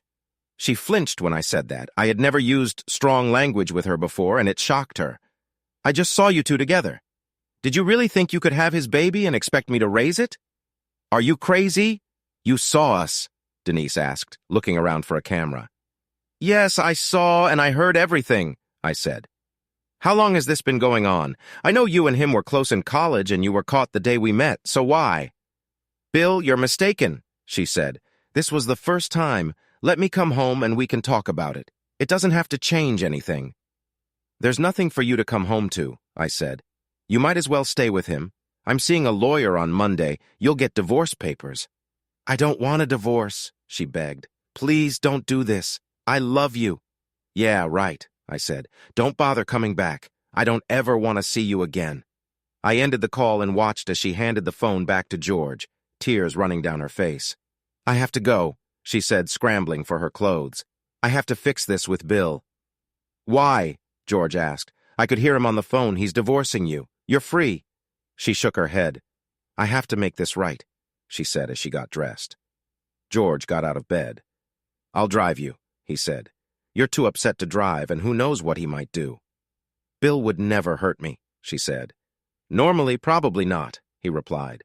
"But he just caught you cheating. Who knows what he'll do? Does he have a gun?" She shook her head. "No," she said. "Still, I'm driving you home, and that's final," he said. As we watched, they got dressed, then packed up and left. I noticed her rings were still on the nightstand. I looked at a dress tee before speaking. "How did you get that camera in their room?" I asked. "That's a secret," she said. "Did you mean it when you said you never want to see her again?" I nodded. "Yes," I said. She closed her eyes for a moment. "All right," she said. "Why don't you go home and try to rest?" "Maybe I should," I said. She held my head, and I felt a warm feeling spread through me. "Things will get better," she said. "Trust me." Strangely enough, I did. I left her office and went home. Denise was right. I didn't have a gun, but I did have a strong baseball bat. I laid down on the couch and placed the bat on the floor next to me. I woke up to loud knocking on the door. I rubbed my eyes and looked at the clock, 6:30 a.m. I thought it might be Denise and her lover, but was surprised to see a state trooper on my porch. "Mr. Jacobs?" he asked. "William Jacobs?" "Yeah, I'm Bill Jacobs," I told him. "I'm sorry to inform you, sir, but your wife is dead," he said. "Dead?" I asked. "How? When?" "She was in a car with Dr. George Branstead when a sudden tornado hit their car on the highway," he said. "The tornado lifted the car and slammed it down about a half-mile away. No one survived." "I'm sorry, sir. Her body has been taken to the county morgue." "Thank you," I said, feeling numb. I wondered if address to you had something to do with that, then dismissed the idea. How could she create a tornado in the middle of nowhere? I showered, dressed, and went to the county morgue to identify her. While there, I spoke with the trooper who reported it. "Strangest thing I've ever seen," he said.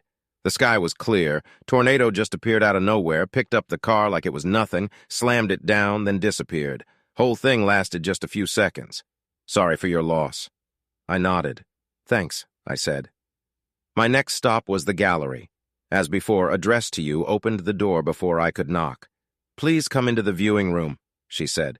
We went inside and she uncovered the portrait. There was Denise's face, her eyes wide open, her mouth in a silent scream. I could see the seat she was in and a swirling cloud outside the window next to her. I watched as Address to You picked up the portrait and hung it in her gallery. Tears ran down my face as I realized what kind of gallery this was. Address to You looked at me. "It really does get easier," she said. She held my head again, and suddenly I didn't feel like mourning. She smiled and kissed my forehead. "Go now," she said. "Live, love, and enjoy life. You'll find someone better. Trust me." I nodded and left the gallery. Denise's funeral was crowded. She had many friends at the hospital, and most of them attended along with her parents, who were shocked by her death. I accepted the condolences, but strangely, I felt no need to mourn. I also didn't tell anyone about her cheating. After the funeral, I drove to the gallery, but was shocked to see the building was gone. I parked and looked at the lot, now covered with weeds. I checked the address and looked around, but saw no one. Was it all a dream? I wondered. No, I heard Address to You's voice in my head. It was real, she said in my mind. I nodded and went back home. Epilogue. For some reason, I chose to keep the house. The countryside was peaceful, and I loved the night sky. I cleared out Denise's belongings, giving them to her family. They were good people, and we still got along. About 6 months later, I was in the living room when someone knocked on the door. I opened it to find a pretty woman with brown hair wearing a t-shirt and shorts. "Yes," I asked. "Can I help you?" "Mr. Jacobs?" she asked. I nodded. "Yes, that's me," I said. "I'm Kirsten Smith," she said. "I used to be Kirsten Branstead." "Please come in," I said. "How can I help you?" "I just wanted to thank you," she said. "For what?" I asked. "My husband died in the car with your wife," she said. "I had nothing to do with that tornado." I said, "Why are you thanking me? I know you didn't cause the tornado. I wanted to meet you ever since you reviewed my picture at that exhibit in Los Angeles," she said. "The one with the country house." I remembered then. She lifted a box and handed it to me. I took it and invited her inside. "Please sit," I told her. "Would you like something to drink? A Coke, maybe?" "Coke would be nice," she said. I brought her a Coke and opened the box. Inside was the picture I reviewed the day I met Denise. "Does it look familiar?" she asked. "Yes, it's the picture I reviewed years ago." I said, "Look closer," she said. I did, and it hit me. It looked like my house. "Is this?" I began. She smiled. "I used this house as the model," she said, "and I want you to have it." "That's very kind," I said. "But why?" "It's strange," she said. "Everyone told me I wouldn't make it as an artist, even George. But your review was different. You said I had talent. I framed that review and put it up next to the picture. After George died, I kept hearing a voice in my head telling me to give it to you. It even came in my dreams. So I finally packed it up and brought it." "That's very nice of you," I said. "I'll definitely hang it up." "What are you doing now?" "Not much," she said. "I don't need to work anymore now that George's money is mine, and I'm thinking of painting again." I nodded. "Do you have a place to work?" I asked. "Not yet," she said. "Well, I have space in the building out back," I said. "It has electricity. I can set it up for you." "You do that?" she asked, surprised. "Why not?" I said. "I'm not using it. Might as well put it to good use." She hugged me and thanked me many times. I showed her the space. "This would be perfect," she said.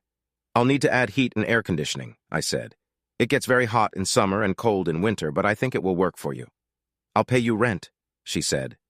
I shook my head. "Don't worry about it," I said. "If you watch the place while I'm gone, that's enough." Kirsten almost lived in the workspace I set up for her. It felt good knowing someone was around when I was away. We got to know each other well, and she had free run of the place.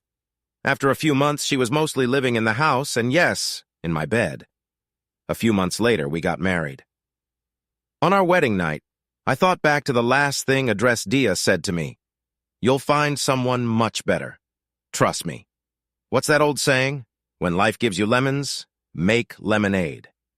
As I parked in front of the building where my wife Kelly and I lived, I wondered about our marriage. Was it falling apart or was I imagining it? I got out of the car and grabbed the mail. More bills and junk mostly addressed to occupant. I was tired as usual. That's what happens when you work 16 hours a day, 4 days a week, and another day at a fast food place nearby. The reason I worked so much was simple. We had bills to pay and wanted to save for a house. Plus, I wanted to do something special for Kelly on our 5th anniversary, which was in a few days. Kelly helped, too. She kept the place in order and worked at a travel agency. She didn't make much money, but it helped. As for me, I worked 40 hours a week for a customer service company, which meant being on the phone all day, either listening to complaints or taking orders. It could get old. But the money wasn't bad, and we had great benefits. I made $18 an hour, plus commission checks every month and bonus checks every 6 months based on company performance. Most of the time, my commission checks were almost as much as my regular pay. On top of that, I worked part-time at the fast food place, taking orders and money. It sounded boring, and sometimes was, but it was different from my main job. I had been working like this for almost 2 years, and it was wearing me down. On the bright side, I had managed to get our money problems sorted out and had even saved a lot for a house. Between the 2 jobs, I was making over $7,000 a month before taxes. I planned to quit the second job once we were in a better financial place. After the cruise, I wanted to take a close look at our finances. Because of my busy schedule, Kelly had been handling the bills for the past year, and she seemed to be doing fine with it. Through her work, Kelly got us tickets for a 5-day Caribbean cruise at a big discount. I decided to spend extra money for a suite with a balcony and a nice ocean view. I was really looking forward to spending time alone with her on the water. We had both arranged to take vacation at the same time, and we were set to leave after work tomorrow, which was Friday. I climbed the stairs to our apartment and opened the door. It was dark inside, and all I could hear was the cuckoo clock on the wall. Weird, I thought. Kelly didn't mention not being home. I put the mail on the table by the door and turned on the light. The place was clean and neat as always, but something felt off. "Kelly, I'm home!" I called out. Silence. I walked into the kitchen, but didn't see any food prepared. She usually left a covered plate in the fridge for me when I got home late, but there was nothing. I went to the bedroom and saw the bed was made, but no sign of Kelly. I pulled out my phone and tried calling her, but it went straight to voicemail. "Kelly, this is Sam," I said. "That's me, by the way. Sam Carmichael. Where are you? I'm at the apartment. Please call me." I hung up and sent her a text. "Where are you?" No response. I went to the closet and noticed some of her clothes were missing. Where did she go, I wondered. Did she leave me? I opened her dresser drawers and saw some of her stuff was missing. I went into the bathroom and saw that most of her toiletries were gone. Then I spotted it, an envelope sitting on the bathroom counter between the two sinks, with my name written on it in her handwriting. Nervously, I grabbed the envelope and opened it.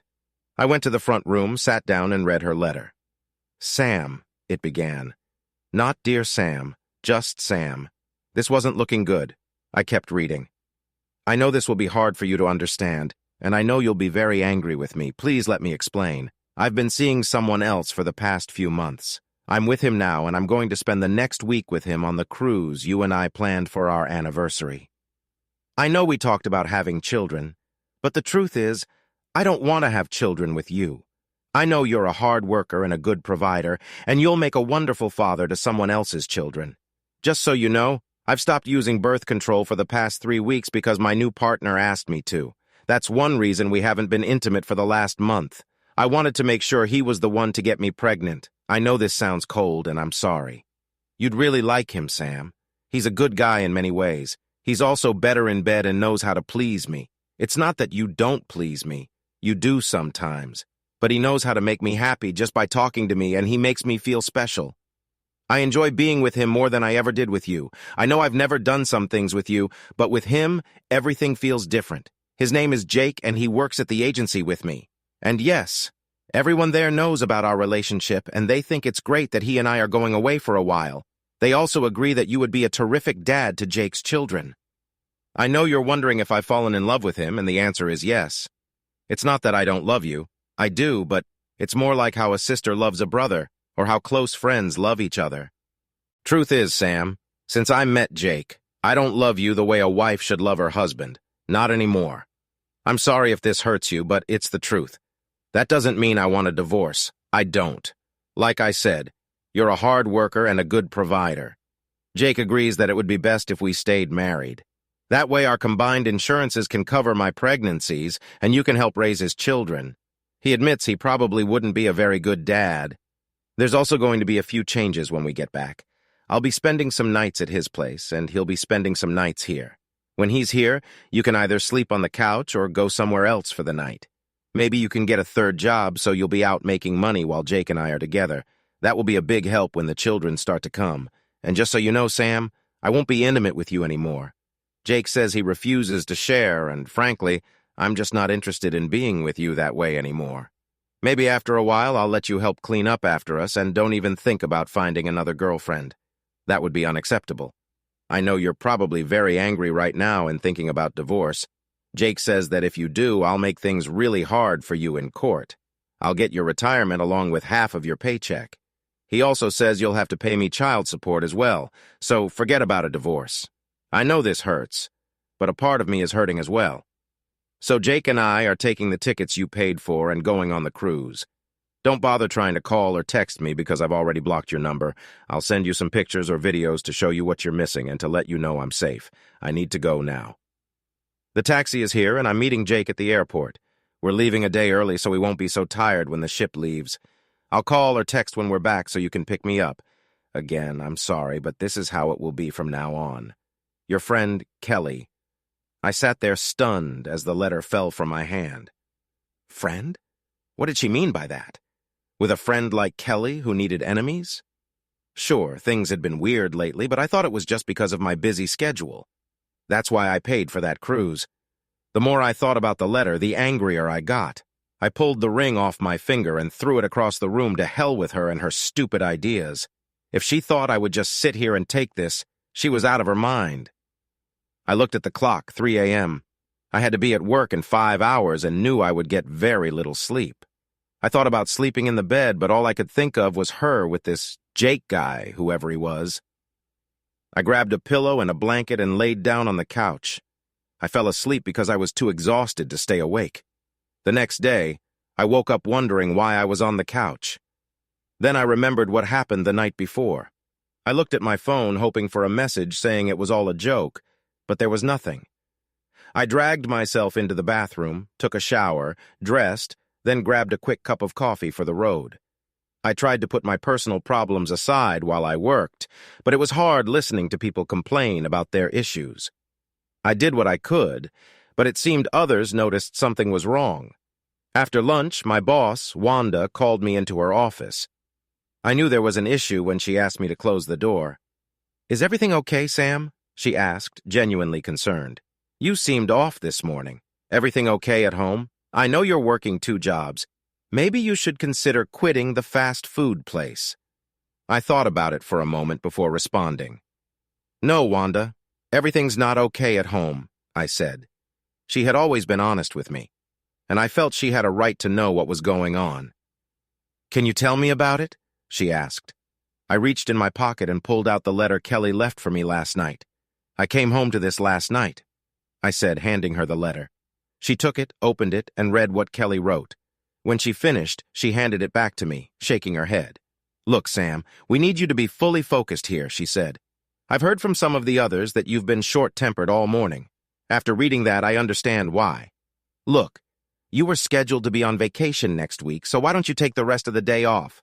I'll give you extra time off. You deserve it. And here, let me give you a referral," she added, writing something on a piece of paper. When she finished, she handed it to me. "That's the name and number of the lawyer I used in my divorce," she said. "I've been where you are now. Well, maybe not exactly, but close enough. Give her a call. Tell her I recommended her." "Thanks, Wanda," I said. "I appreciate that." "No problem, Sam." She said, "Take the next week, get things straightened out, and come back focused, okay? And remember, there are plenty of fish in the sea." I chuckled at that. "I hear you, Wanda," I said. "Thanks again." She dismissed me, so I went to my desk and shut down, telling my coworker I'd see him in a week or so. He waved as I left. When I got to my car, I pulled out the note Wanda gave me and called the number. "Law offices of Hawkins and Bledsoe, how can I direct your call?" the receptionist said when she answered. "I'd like to speak with Linda Hawkins, please," I said. Wanda Green gave me her number and recommended her to me. "One moment, sir," the receptionist said. I was put on hold and listened to the hold music as I waited. A couple of minutes later, the receptionist came back on the line. "Sir, Miss Hawkins is scheduled to be in court this afternoon, but she does have a slot open at 4 p.m. She said, "Will that work for you?" "That will be perfect," I said. "I'll be there." "Where are you located?" She gave me the address and I wrote it down on a piece of paper. She took my name and confirmed the appointment. I thanked her and ended the call. I looked at the time and realized I had enough time to head over to the travel agency where Kelly worked. Maybe I could catch her in time to stop this craziness. I also wanted something else, my money back. I got to the agency, parked the car, and went inside. There were 4 other women in the main office, and they all looked up when I came in. The looks they gave me indicated they knew what was going on. I went to the front desk where Julie, the receptionist, sat. I had met them all before at gatherings with Kelly. "Hello, Sam," Julie said. "I'm here to see Kelly," I said. She looked around before answering. "She's not here today," Julie told me. She opened a desk drawer, pulled out a large envelope, and handed it to me. "She told us you knew and asked that I give you this if you came in." There were smirks on the faces of the other women, and I wondered how much they knew. I opened the envelope and immediately smelled something strange. I looked inside and saw a pair of Kelly's underwear folded up inside. They were soaking wet with something. I refused to touch them, and as I shook the envelope, I noticed something else. I picked up a long pencil from Julie's desk and used it to move the wet cloth to get a better look. Kelly had hidden her rings in the crotch of the panties, and they were covered with a sticky white substance that I knew must be from Jake. There was also a USB drive at the bottom of the envelope. Feeling sick, I looked at Julie, who was smirking. I saw that all the other women were smirking too. "Do you think this is funny?" I asked. Julie looked away, embarrassed. "What's on the thumb drive?" "We had a farewell party for her and Jake yesterday afternoon," Julie said. "It has some pictures and videos she thought you'd like to see." An older woman came into the front office from the back and leaned against the wall, watching me. "She's not here, Sam," the older woman said. "She and Jake have already left, and yes, we all knew about them." "And you approved of it?" I asked. She shrugged. "What do you want, Sam?" she asked.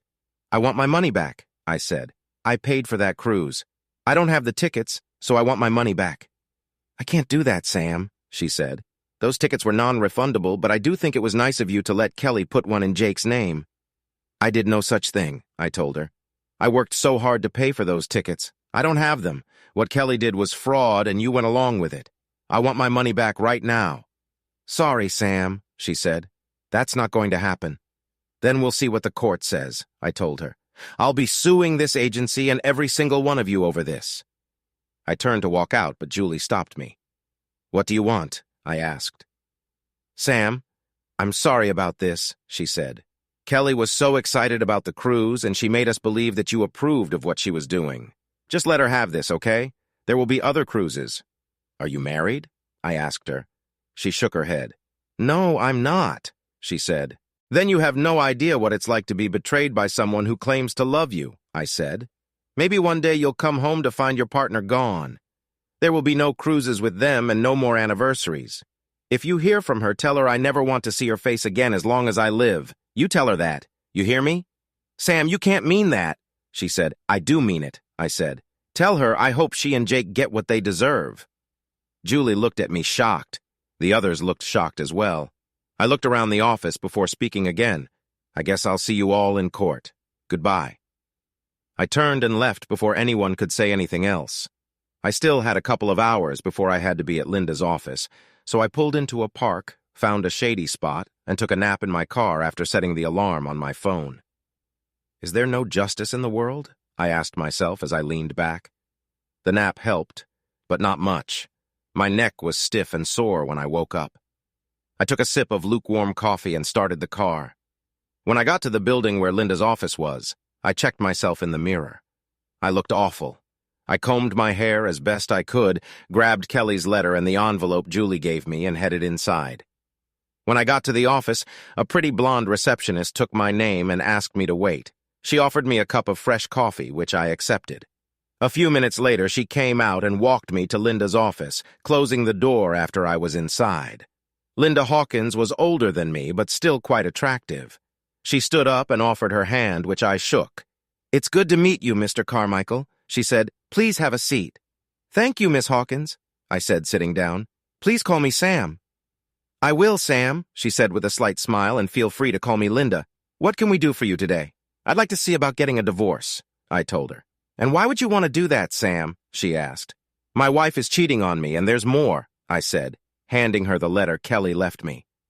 Linda took the letter from me and read it, frowning as she did so. When she finished, she handed it back to me. "And what's in the envelope?" she asked. I handed it to her. Kelly left it for me. She had one of her colleagues give it to me. "Be careful opening it," I said. "It's pretty gross." She opened the envelope and her face scrunched up from the smell. She closed it quickly and handed it back to me. "I don't blame you for wanting a divorce." She said, "What are you looking to get out of it?" "Basically, everything," I said. "To tell you the truth, I want her to pay for what she did. Not only is she cheating on me, but she and the agency she works for also cheated me out of more than $2,000. "I see," she said. "Sam, what do you know about the divorce laws in this state?" "I don't know anything about them," I said. "That's why I came to you. My boss recommended you." "Well, I'm glad she did," Linda said. "Let me be blunt, Sam. The family court system isn't about justice. It doesn't really matter who did what to whom, at least not in this state. It's all about money. Do you have any children?" "No," I said. She nodded. "That's actually a good thing," she said. "Divorce is always hardest on the children. What about property? Do you own a house?" "No, we're renting a one-bedroom apartment," I said. "I've been working extra to help save up for a down payment." "I see," she said. "So that's one less thing we have to deal with. And you say she works?" "Yes," I said. "She works for AA Travel Agency. And how much does she make?" Linda asked. "About the same as my base pay, about $18 an hour," I told her. "Okay," Linda said. "Well, the court might tell you to give her some money for a couple of years unless she remarries, and you'll probably have to split all your stuff, including any retirement savings, but it seems pretty simple." "What about her cheating?" I asked. "This is a no-fault state," she said. "We can't even mention that in the paperwork, but we might use it in our talks." Have you thought about counseling? No, I said. I can't get past this, and counseling won't help. The court might still order it, she said. It's not uncommon. What about her saying she'll bring her lover to the apartment? I asked. Can she do that? Is her name on the lease? Linda asked. Yes, I replied. Well, unless she or her boyfriend threaten you with harm, there's nothing you can do. She lives there too, Linda said. This is awful, I said, shaking my head. Yes, divorce is awful, Linda said. It's the price you pay for how it started. I laughed a little at that. Look, Sam, maybe she'll change her mind by the time she returns.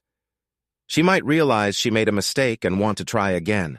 I've helped a lot of people through divorces, and it's never easy. Maybe you should think about a legal separation to cool down. Later, if you still want a divorce, we can go ahead. I'd also suggest quitting the second job. The more money you make, the more she'll want. Besides, you seem exhausted. What's the point? I said. Okay, what about getting my money back for the cruise? We can work on that, she said. We discussed the details and Linda wrote notes. When we were done, she gave me a checklist of things to do, mostly about the bank. I shook her hand and left, stopping at the front desk to leave a payment on my way out. I still felt terrible about everything, but at least I was doing something. I thought about quitting the second job. It was wearing me out, so I decided to talk to my manager tomorrow and give my notice. On the way home, I stopped at the bank and made the changes Linda suggested. I paid off and canceled the credit card Kelly and I shared. Then I took half of the money from our joint accounts and put it into a separate account I already had for bonuses and commissions. Kelly didn't have access to that account, so I thought it would be safe. I'd planned to use that money for a house, but those plans were over. I got home, grabbed the mail, and ate some leftover meatloaf Kelly had made a few days earlier. She often cooked big meals and froze what we didn't eat. It took a while to thaw, but that was fine by me. I sat down with my dinner and looked through the mail. It was mostly junk and ads addressed to occupant or resident, except for one piece that looked like a personal handwritten invitation with fancy writing addressed to me from something called Ram Nusha Gallery. I almost threw it away, but felt like I should open it. It was an invite to a private art show. I wasn't sure if Kelly had signed me up for it. She always tried to get me interested in the arts, but I never had time with my work schedule. The invitation said I should be there at 9:30 a.m. sharp. As I looked at it, I felt like this was something I needed to do. Don't ask me to explain why. I put the invite on the fridge with a magnet and decided to go. If nothing else, it might take my mind off my problems. I put on some gloves and opened the envelope Julie had given me earlier. After getting past the smell, I pulled out the panties and saw a ring sitting in the wettest part. I put them in a plastic bag and sealed it. Then I took out the USB drive and wiped it with alcohol. I wasn't sure if it would help, but it couldn't hurt. I took out my laptop and inserted the drive. I had a bad feeling about what was on it, and I was right. There was a folder full of pictures. Kelly with a man I assumed was Jake drinking with friends and having fun. I noticed her skirt was so short you could almost see everything. Jake's hands were all over her in the photos, and the other girls were smiling. Some photos showed her pulling her top down or lifting her skirt to show off her tiny panties. The same ones in the envelope Julie gave me. As I looked, I saw more.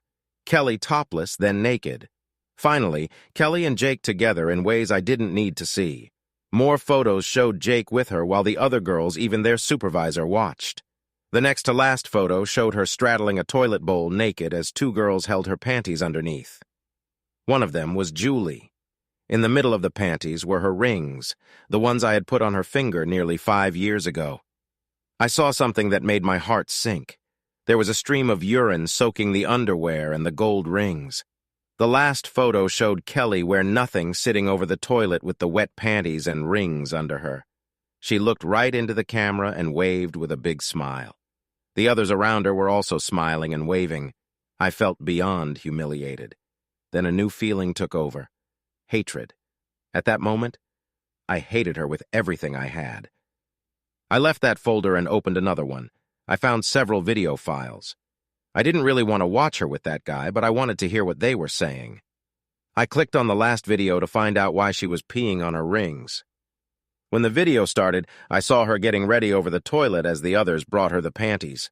Kelly took off her rings and gave them to an older woman who carefully placed them on the underwear so they wouldn't fall into the toilet. Ready now?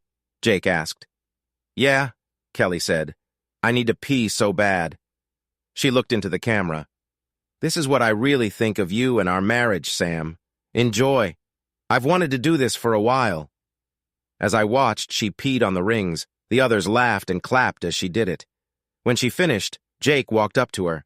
He started to masturbate, but she took over and began to stroke him. He moaned in pleasure. Oh yeah, that feels good, he said. I'm about to come. She aimed him at the rings and stroked him faster. Do it, she said. I want to see you cover those rings. A few moments later, he ejaculated on the rings.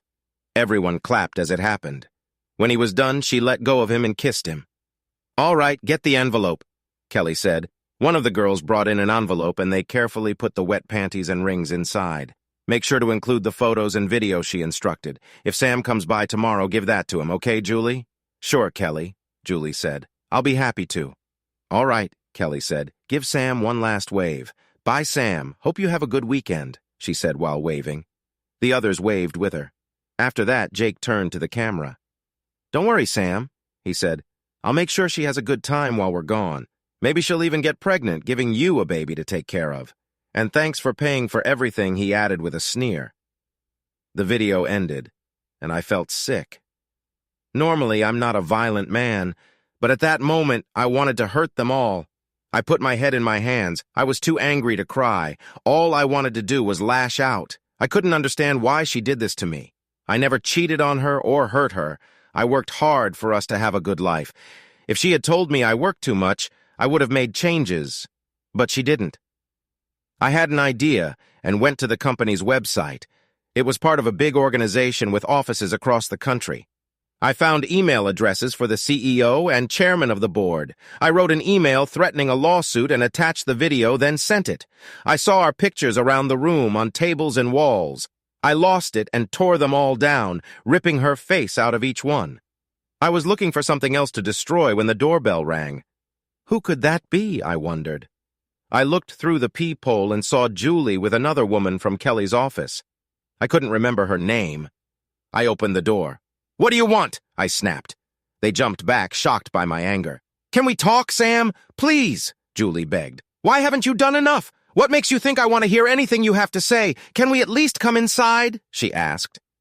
I thought it over and decided to record the conversation. I pulled out my phone and started recording, then let them in. I sat on the couch and looked at them standing there. Well, I asked. What's so important? Can we have something to drink, please? Julie asked. No, I said. You won't be here that long. Say what you came to say and get out. They looked at each other before Julie spoke. I talked with Kelly earlier. She said, I told her what you said. She's very upset. Like I care, I said. What else? She wants to know if there's anything she can do to make this up to you. I laughed out loud. Yeah, there's something she can do, I said. She can jump off a cliff for all I care. They looked shocked. You can't mean that, Julie said. She's your wife. I handed her Kelly's letter. Read that, I said.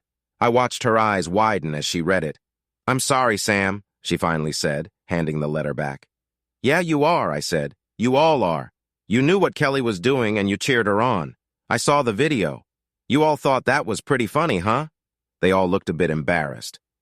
I'm sorry, Sam, she said. Kelly made us think you were okay with what she and Jake were doing. No, she was wrong, I said. I think it's best if you both leave. They turned to go, but Julie paused at the door and looked back. Maybe I can help you get through this, Sam, she said. I shook my head. Yes, she was pretty, but I couldn't trust her. I also didn't want to give Kelly any reason to sue me back. Maybe you should leave and never come back, I said softly. They left and I locked the door behind them. After a while, I decided to drink away my problems. I drove to the corner store and bought a 6-pack of beer and some cigarettes. I had quit drinking and smoking when we got married, but now I didn't care. When I got back home, I sat on the balcony. I drank the beer and smoked several cigarettes before going to bed. The next day, I got up, took a shower, and brushed the taste of beer and cigarettes out of my mouth. I got dressed and headed out. I looked up directions to the art gallery online and saw I had just enough time to get there by 9:30. I made a cup of coffee to take with me and left. I arrived at the Victorian house from the invitation and was surprised to see no other cars. I thought more people would be invited to this event. I got out and walked to the door just as I was about to knock it open. A small, blonde woman who looked to be in her early 20s greeted me. "Good morning, Mr. Carmichael," she said with a smile. "You're right on time. Please come in." "I'm Dr. Adresti Aramnusha," she added, offering her hand. I shook it. "Nice to meet you," I said. "Am I the only one coming?" "Yes, you are," she said, as she led me to a room with a covered painting on an easel. 2 chairs were in front of it with a small table between them. "Please have a seat," she said, pointing to the chair on the right. I sat down and watched as she uncovered the painting. "This might surprise you," she warned. I nodded. "Okay," I said, curious. She lifted the cover, revealing a painting of Kelly lying on a bed with another man between her legs. I closed my eyes. "Cover it up," I said. "Please cover it back up." "I'm sorry," she said, placing the cover back over the painting. "How did you get this?" I asked. "Did Kelly set this up? Is this some kind of trick?" I am not amused. "No, Kelly didn't set this up," she said. "I know this is a shock. Let's go to my office and I'll explain." I followed her upstairs to an office full of old books and scrolls. A large monitor was on one wall. She pointed to a chair in front of a cluttered desk. "Please sit while I make some tea," she said quietly. "Tea? How would tea help?" I sat down still in shock as she poured a cup of tea. She handed it to me and waited for me to drink. Surprisingly, I started to feel a bit better after a few sips.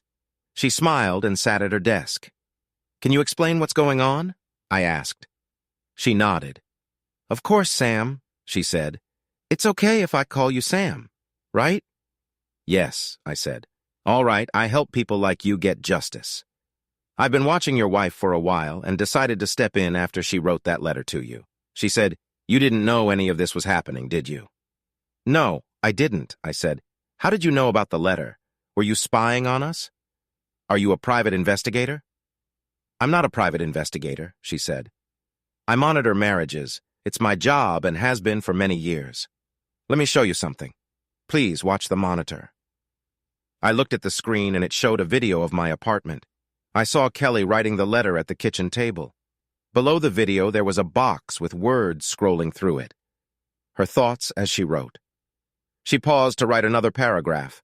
Below, more words appeared in the box. "I have to stop him from filing for divorce," the word said. "How can I put this? I know he won't accept what I'm doing, and I can't tell him I'll count her suit for cruelty or abuse. That's the plan, but I can't tell him that. No, I'll use what Jake suggested." "What are those words below the video?" I asked. Those are her thoughts as she wrote the letter. "Addressed to you said." Her thoughts? How is that possible?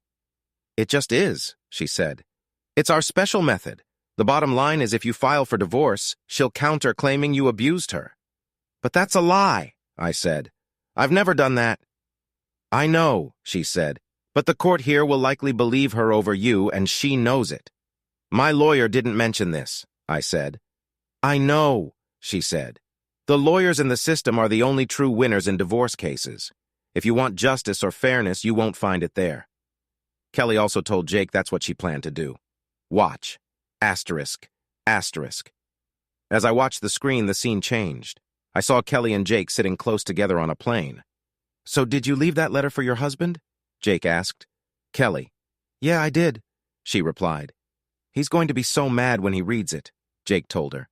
"I know," she said. "I don't really care." "What will you do when he files for divorce?" he asked. "You know he will." "That's easy," she said. "I'll tell my lawyer to say he hurt me. I didn't put that in the letter to Sam, but the court will believe me." Jake laughed. "Remind me not to make you angry," he said. She laughed and playfully hit his arm. "You know it," she said. The video stopped. I was in shock. "That's all a lie," I said. "How can she do that and get away with it? People do it all the time." "Addressed," he said. "I don't understand." I said, "Why would she do this? I've never cheated on her. I've always taken care of everything. I've worked so hard to get us ahead. Why? Who knows why people do what they do?" she said. "Maybe you were working too much and not spending enough time with her. It's no excuse, but it happens." "She could have told me," I said. "I would have stopped working so much if I knew this would happen." "Maybe," she said. But that's no guarantee it wouldn't have happened anyway. So what should I do? I asked. If you want, I can help you get some justice, she said. Are you up for that? Of course, I said. But how? You had a good idea last night, she said with a sly smile. What do you mean? I asked. She smiled that sly smile again, then got up and came around to me. She took my hand and made me stand. You know their ship sailed early this morning, right? She asked. I nodded. Yes, I know, I said. I paid for that cruise, remember? That's right, she said. Maybe we should visit them. I looked at her shocked. How could we do that? I wondered. She smiled and took my hand. The next thing I knew, we were on the deck of a big cruise ship. I looked around and saw only a few people, but I did see Kelly and Jake by the railing. She wore a small bikini and Jake wore swim trunks. They were hugging and she was stroking his chest. I coughed to get their attention. Sam? Kelly asked when she saw me. How did you get here? And who is that woman with you? Who are you calling a woman? Addressed to you, asked. Her face red. I'm Justice, and I'm here to make sure you pay for what you did to your husband. Kelly and Jake laughed. And what will you do? Jake asked in a threatening voice. They started walking toward us, but they slipped on something, lost their balance, and tumbled over the railing. I ran to the railing and addressed you, joined me. We looked over the edge and addressed you, held me back. At first I didn't understand why. Just as they fell about 15 feet down, a huge shark emerged from the water, its mouth wide open, filled with large, jagged teeth. The mouth had to be at least 30 feet wide. I had never been so scared. As I looked, Kelly screamed loudly, her eyes wide with fear. Suddenly, both she and Jake were in the shark's mouth. The monster shut its mouth, sending up a spray of blood. Then it silently slid back under the water. I heard screams from the deck and looked to see other passengers throwing up. Some had phones out, probably taking video. Addressed to you pulled me back and I heard alarms going off. Crew members rushed to the railing to see if they could help, but it was too late. Addressed to you grabbed my hand, and the next thing I knew, we were back in our office. I felt sick to my stomach, but she quickly took my head in her hands and the nausea passed almost immediately. Did that really happen? I asked, shocked. Addressed to you sat me back in the chair and poured another cup of tea. Yes, it happened, she said, handing me the tea. Drink this. It'll help. I took a sip of the tea and felt much better. I was still trying to process what I had just experienced, but the shock was no longer there. I noticed something else. I felt no guilt at all. No sadness, nothing. I felt nothing for what happened to Kelly and Jake. I looked at addressed to you, hoping for answers. The tea I gave you will help you deal with the situation, she said. She was right. By the time I finished the tea, I felt much better about the whole thing. Oddly enough, I didn't even feel any sadness over Kelly's death. Shouldn't I feel something? I asked myself. After all, I was married to her, and there was a time I loved her very much. Don't worry about not feeling anything over her death, addressed to you said, as if reading my mind. That's a side effect of the tea I gave you. It numbs any negative emotions you might have. I know this will sound strange, but where is Kelly now? I asked. I know she's dead, but I know what you mean, she said.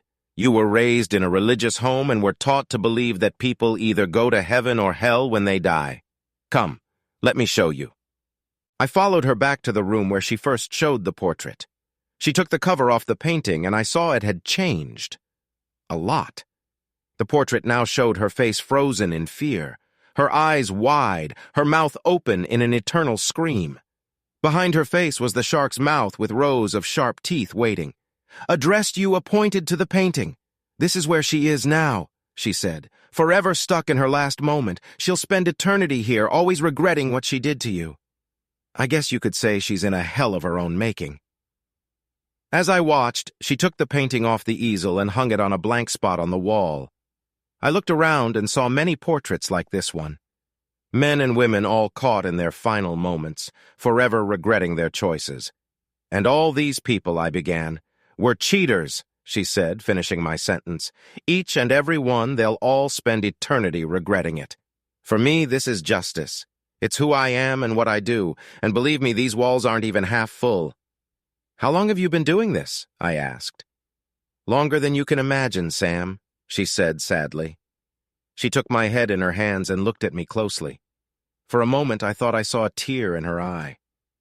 "The next few days will be tough, but remember, Sam, I will always be with you. No matter how old you get, I will be here in your heart. Go now. Live long and find new love. Trust me, she's out there waiting for you." She kissed my cheek and I felt content. I can't explain it even now. She walked me to the door and closed it after I left. Shaken, I drove to my second job in Quid. The manager wasn't too upset, but he understood and wished me well. We left on good terms, and he said he would mail my final check. I drove home, grabbed a beer, and sat in front of the TV for a while. I found it strange that I still didn't feel bad over Kelly's death. I turned on the TV and saw that the shark incident was already on the news. Several people had recorded what happened. As I flipped through the channels, I saw programs discussing if such a large shark could exist. All the reports said they were still waiting to identify the victims. Going online, I saw that the shark video had gone viral on social media. It was everywhere. YouTube, Facebook, Twitter, you name it. I couldn't watch the video, so I turned off my computer. I grabbed trash bags and went through the apartment collecting all of Kelly's things. Soon I had everything packed up in her car. I called her mother and told her she needed to come get it. "Why, Sam?" she asked. I told her about Kelly's cheating but didn't mention her getting eaten by a giant shark. She was understandably upset and said she and Kelly's father would come by later that day to pick it all up. They came by that afternoon and asked me to make up with her. I made it clear that it was impossible. I still didn't tell them about her getting eaten. I figured they'd learned soon enough. After they left, I dressed and went to a bar and grill where I ate a juicy burger and had several beers. I got through the rest of the weekend somehow and woke up late Monday since I was technically on vacation. I sat in front of the TV with a bowl of cereal as a news report came on saying the offices of AA Travel Agency had been destroyed by fire. According to the report, everyone got out okay, but just barely. An hour later, I got a call from Julie, who was very shaken. "Sam," she cried, "did you hear about the office? It burned down. We're lucky to be alive." "That's what I heard," I said. "And before you asked, no, I didn't do it." "I know," she said. "It was the strangest thing." Kelly's desk lit up and exploded, and the whole place was on fire within minutes. We barely got out alive. No one knows how it happened. "By the way, have you heard from Kelly?" "No," I said. "And I don't care if I ever do. Why? Have you heard from her?" "I got a strange text from her just before the fire," she said. I wondered how that was possible. "Yeah," I asked. "What did it say?" "It didn't make any sense, just something about sharks and the hounds of hell," Julie said. "Any idea what that's about?" I smiled to myself. "Nope," I said. "No idea at all." We ended the call, and I sat back, smiling. I drove to see Adres Dia and ask her about the fire, but the Victorian mansion with her gallery was gone. I sat there and looked at the empty lot, wondering what happened. After a while, I shook my head and drove home. Epilogue. It took a couple of weeks, but I eventually heard from the cruise line. They told me about Kelly's death and sent a check that covered the ticket price and the accidental death policy. I contacted Linda and told her the separation was no longer needed. She offered her condolences, but they didn't mean much to me. A couple of weeks later, I heard from the travel agency headquarters. They offered me a large sum of money to stay silent and not sue. They also told me that everyone in the office where Kelly worked had been fired and a new team was being chosen for their new office. I thought about their offer and decided to accept it. Kelly's parents held a memorial service for their daughter, but I chose not to attend. I didn't even send flowers. They weren't happy, but said they understood how I felt. Life went on, but it took a long time before I started dating again. Since I didn't have to work the second job anymore, I started going to the gym to get back in shape. I felt good about myself, and women at work started asking me out. I went on a few dates, but didn't rush into a new relationship. It took me a couple of years to trust someone completely again. Eventually, I met Marcy, a co-worker who had left her husband. We've been dating for a while, and I'm thinking about proposing to her. Life is looking up. Addressedly, I moved on to her next case. One day, she sat at her desk and took a deep breath. She saw all the pain and cries for help she had handled. Suddenly, she felt overwhelmed. She put her head in her hands and cried, something she hadn't done in 2,000 years. In case you haven't noticed, February is the worst. It's cold, snowy, and just plain awful. If I could get rid of 1 month each year, it would be February, but wishes don't change reality. I had planned to take my wife Linda out for Valentine's Day, but a big snowstorm shut down the town, so we stayed home with the kids. We watched Frozen again. The kids had fun, and Linda and I enjoyed some time together. Later that month, Linda and I were resting on the sofa after getting Emma and Timmy to bed. Her phone rang, and I grumbled. "It's Dee. I need to take this," she said. We had a group of friends we hung out with. We all had strong views on loyalty and marriage. When we went out, we could dance with each other's spouses and feel safe. We were closest to Dee and her husband, Dave. Linda made a quick gesture that she would keep the call short. Linda's excitement grew as she talked to Dee. When she finished, she dropped onto my lap, smiling. "So, what's up?" I asked, matching her smile. "My dear husband," she said playfully, "I know you think February has been awful. You got that right," I said, reaching for my wine. Linda caught my hand and placed it on her waist. "Dee had a great idea," Linda said. "Since this is the worst February ever and it has an extra day, why not make something fun out of it? The extra day is a Friday. We could get sitters for the kids, have a nice dinner, dance at a good club, and stay at a hotel. It could end this terrible month on a high note." The idea sounded good, but I had a few questions. "How do we get from the club back to the hotel without driving?" I asked. "I'm usually the one who thinks of what might go wrong." "That's the best part," Linda said excitedly. "Remember the Madison Uptown? There's a dance club nearby that Dave's co-workers go to. They have a live band on Friday and no cover if you eat at the Madison. Phil and Jane have already asked Mrs. Porter to watch their kids, and she can take ours, too." I'll think about it," I said, pretending to be serious. I actually liked the idea, but wanted Linda to persuade me. Instead, she hit me with a sofa pillow. "Ow!" Okay, let's do this, but I have one condition," I said. "What's that?" Linda asked suspiciously. "Wear the dress you bought for Valentine's Day that I haven't seen yet," I said. "As you wish, my lord," she replied with a smile. The dress was blue. I can't describe the exact shade, but it made her blue eyes look stunning. It had long sleeves, a high neck, and the skirt went below her knees. But it was still beautiful. 2 days before our big night, I came home from work and sorted through the mail. There were bills, junk mail, and ads, but one large envelope caught my eye. It was addressed to us by name, Jim and Linda Carlisle, in very fancy handwriting. It was from something called Ram Nusha Gallery. I almost threw it away, but something told me to open it. The letter inside invited us to a private exhibit at the gallery the next evening at 6 p.m. No dress code was mentioned. At first, I thought it was a scam for a timeshare or something. I looked around and saw that nothing seemed like a sales pitch. There was no request for money either. I showed it to Linda. "Have you heard of this place before?" I asked. She shook her head. "No, never," she said. "Are you sure this isn't some trick? Maybe they're trying to get us to donate money or something. I checked and no, there's nothing like that," I replied. "No donations or anything else." "Well," Linda said, shrugging, "maybe it's real. What's the harm? If we don't like it, we can always leave. I'll call Mrs. Porter and see if she can watch the kids till we get back. You can drive me to work and pick me up later, then we'll go." Linda called Mrs. Porter, who kindly agreed to watch the kids, so it was all set. The next day we left a bit early. I dropped Linda off and went to work. After work, I picked her up and we headed to the address on the invitation. We arrived at the gallery, which was a big Victorian-style house, at least 100 years old. We walked up to the front door. It opened as soon as we stepped on the porch. A young, attractive, blonde woman stood there. "Welcome, Mr. and Mrs. Carlisle," she said. "I'm Dr. Adresti Aramnuja, and this is my gallery. Please come in." Linda and I exchanged a look and then stepped inside. The walls were covered with portraits. They all showed people in different stages of distress. "What kind of gallery is this?" I asked. "It's very special, Jim," the blonde said. "There's nothing like it in the world." "May I call you Jim?" "Of course," I said. "Thank you," she said.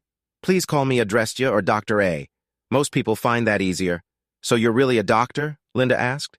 "Yes," she replied. "I have degrees in many fields." I wondered how she could be so accomplished, given her youth. "Age doesn't always show achievements, Jim," she said, seeming to read my mind. "Trust me, I'm much older than I look," she added with a smile. She led us to large, double doors and opened them. Inside, we saw a covered portrait on a stand near 2 antique chairs with a small table between them. Please have a seat, Dr. A said, pointing to the chairs. We sat and she stood next to the portrait.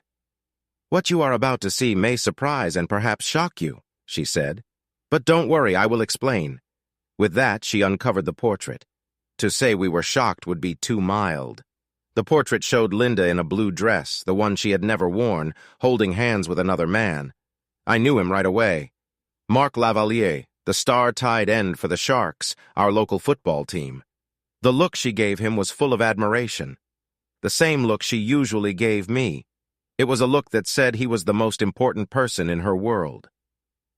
Behind her, another man, me, stood in the clothes I planned to wear for our date. My expression was one of shock. I couldn't decide which was worse, the way Linda looked at Lavalier in the portrait or the shock on my face.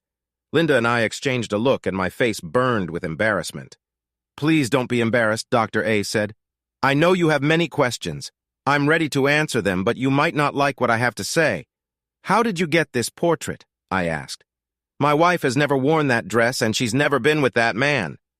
Dr. A nodded. I know, she said. Please come to my office and I'll explain. We followed her upstairs to a small office crammed with books and scrolls. She invited us to sit in 2 chairs in front of her desk and walk to a cabinet behind it. Would you like some tea? She asked. It's a special blend. Yes, please, Linda said nervously. Dr. A smiled and poured 2 cups of tea, handing them to us.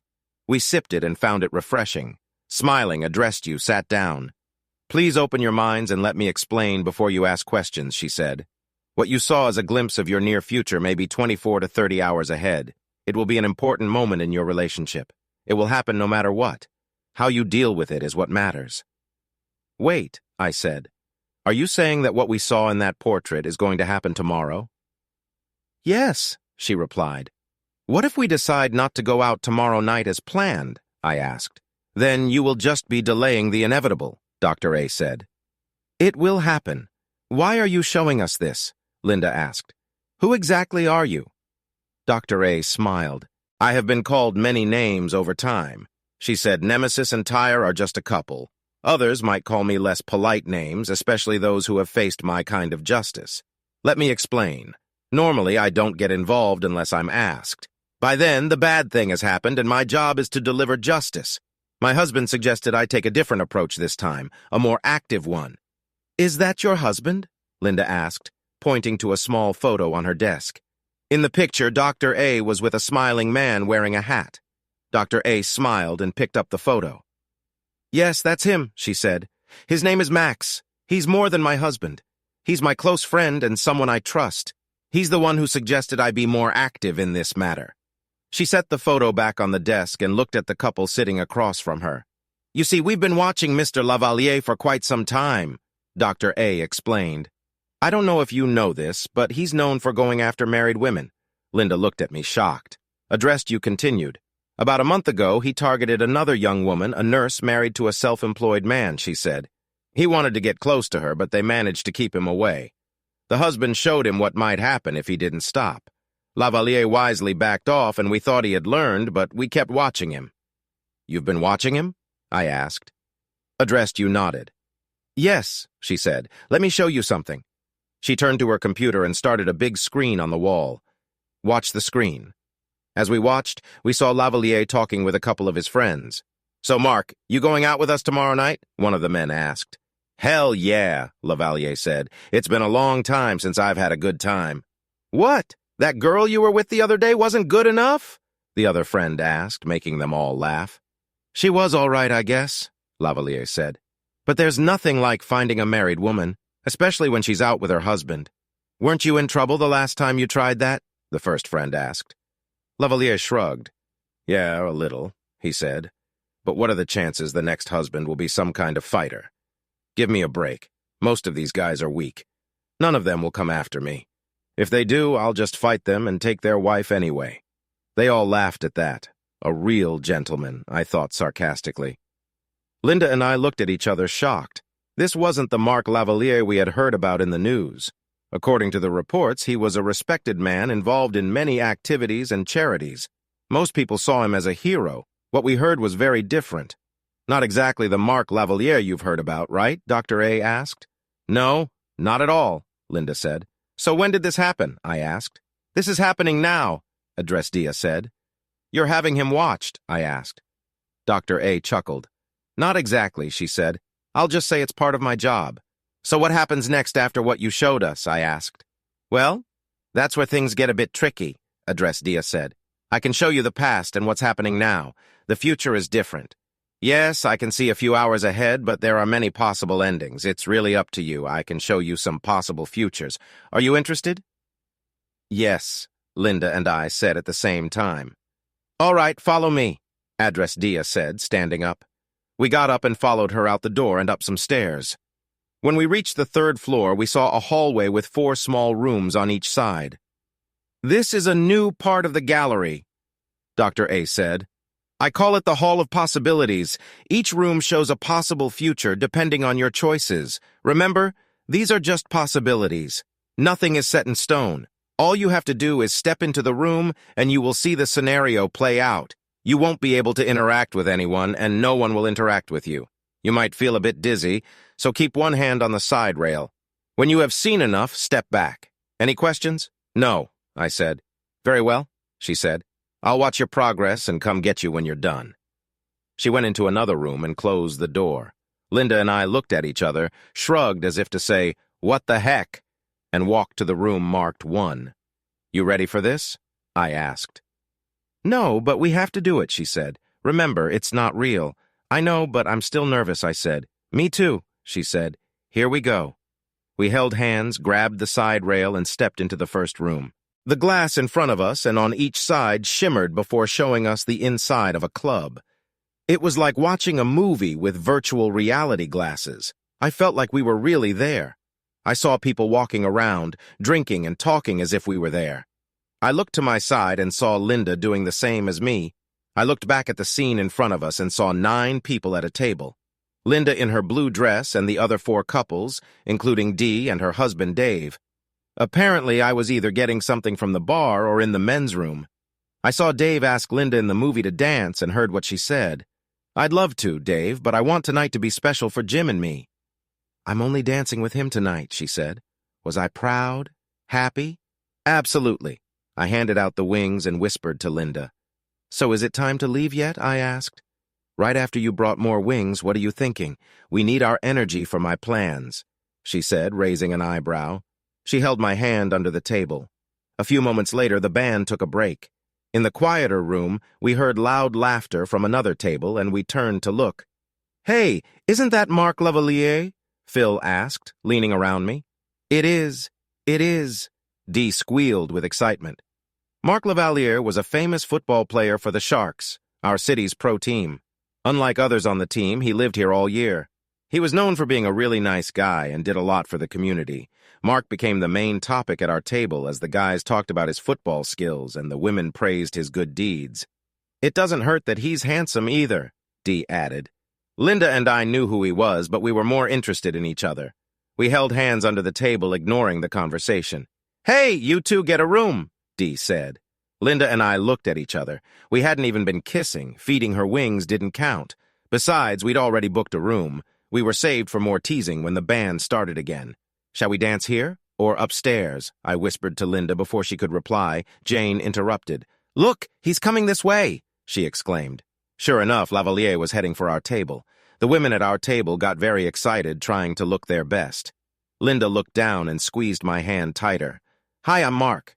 Would you like to dance? He asked, standing behind Linda. I felt her drop my hand in surprise. She turned away from me, took Mark's hand and stood up without even looking back at me.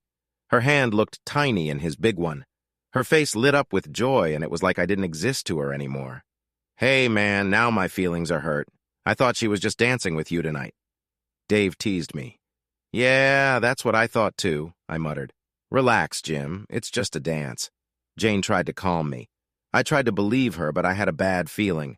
The band played a couple of fast songs, and everyone watched them dance. Mark was really good. Much better than me, and Linda was clearly having a great time. They looked perfect together, and people couldn't take their eyes off them. Don't they look great together? Come on, Jim, let's join them, Dee suggested, trying to distract me. Thanks, but no, I said quickly. The next song was a slow one. I watched Linda melt into his arms, fitting perfectly. Mark whispered something to her, and she smiled sweetly in response. He wasn't doing anything wrong, but I still didn't like it. Another slow song, a ballad. Mark smiled as he held her. He was pleased with how things were going. I had seen enough and wanted to stop it. I stood up, but Jane grabbed my arm. "Wait, Jim. Let her have this. Don't ruin it for her," she said. I pulled my arm away, but then saw Linda's face. She looked like she wanted to be exactly where she was. It was clear I was not on her mind. I sat back down, feeling heartbroken. Finally, the song ended. Mark nodded at the band leader, who started a faster song. He and Linda left the dance floor, smiling at each other, but not touching. Linda gave him a bright smile as she returned to our table, and he went back to his. The difference between a woman's best smile and her second-best smile is small. If you don't know her well, you wouldn't notice. As Linda neared the table, her best smile changed to her second-best when she saw me. "I keep telling you that you're the most attractive woman here," I whispered to her as I seated her. I held her hand. "Is it time to take the next dance back to our room?" For a moment, I thought Linda was afraid. Her eyes widened and her hands shook. She recovered quickly and looked away. "I'm sorry, everyone. I just have to go to the restroom right now. Linda, come with me," Dee asked loudly. I was too distracted to wonder why she had to announce it to everyone. Linda looked at me apologetically. "Sorry, Jim. I could use a break too," she said, sounding a bit sad. She got up and left without answering my question. The group immediately started talking about why women can't go to the restroom alone. I started wondering why my friends were keeping the talk going until Dee came back alone. "Where's Linda? Is she okay?" I asked, almost yelling. "Relax, Jim," Dee said with a smile. "Linda is fine. She just had something to do.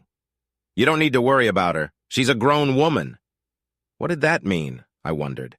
Sure, I worried about Linda, but she worried about me too. After about 5 minutes with no sign of Linda, I had enough.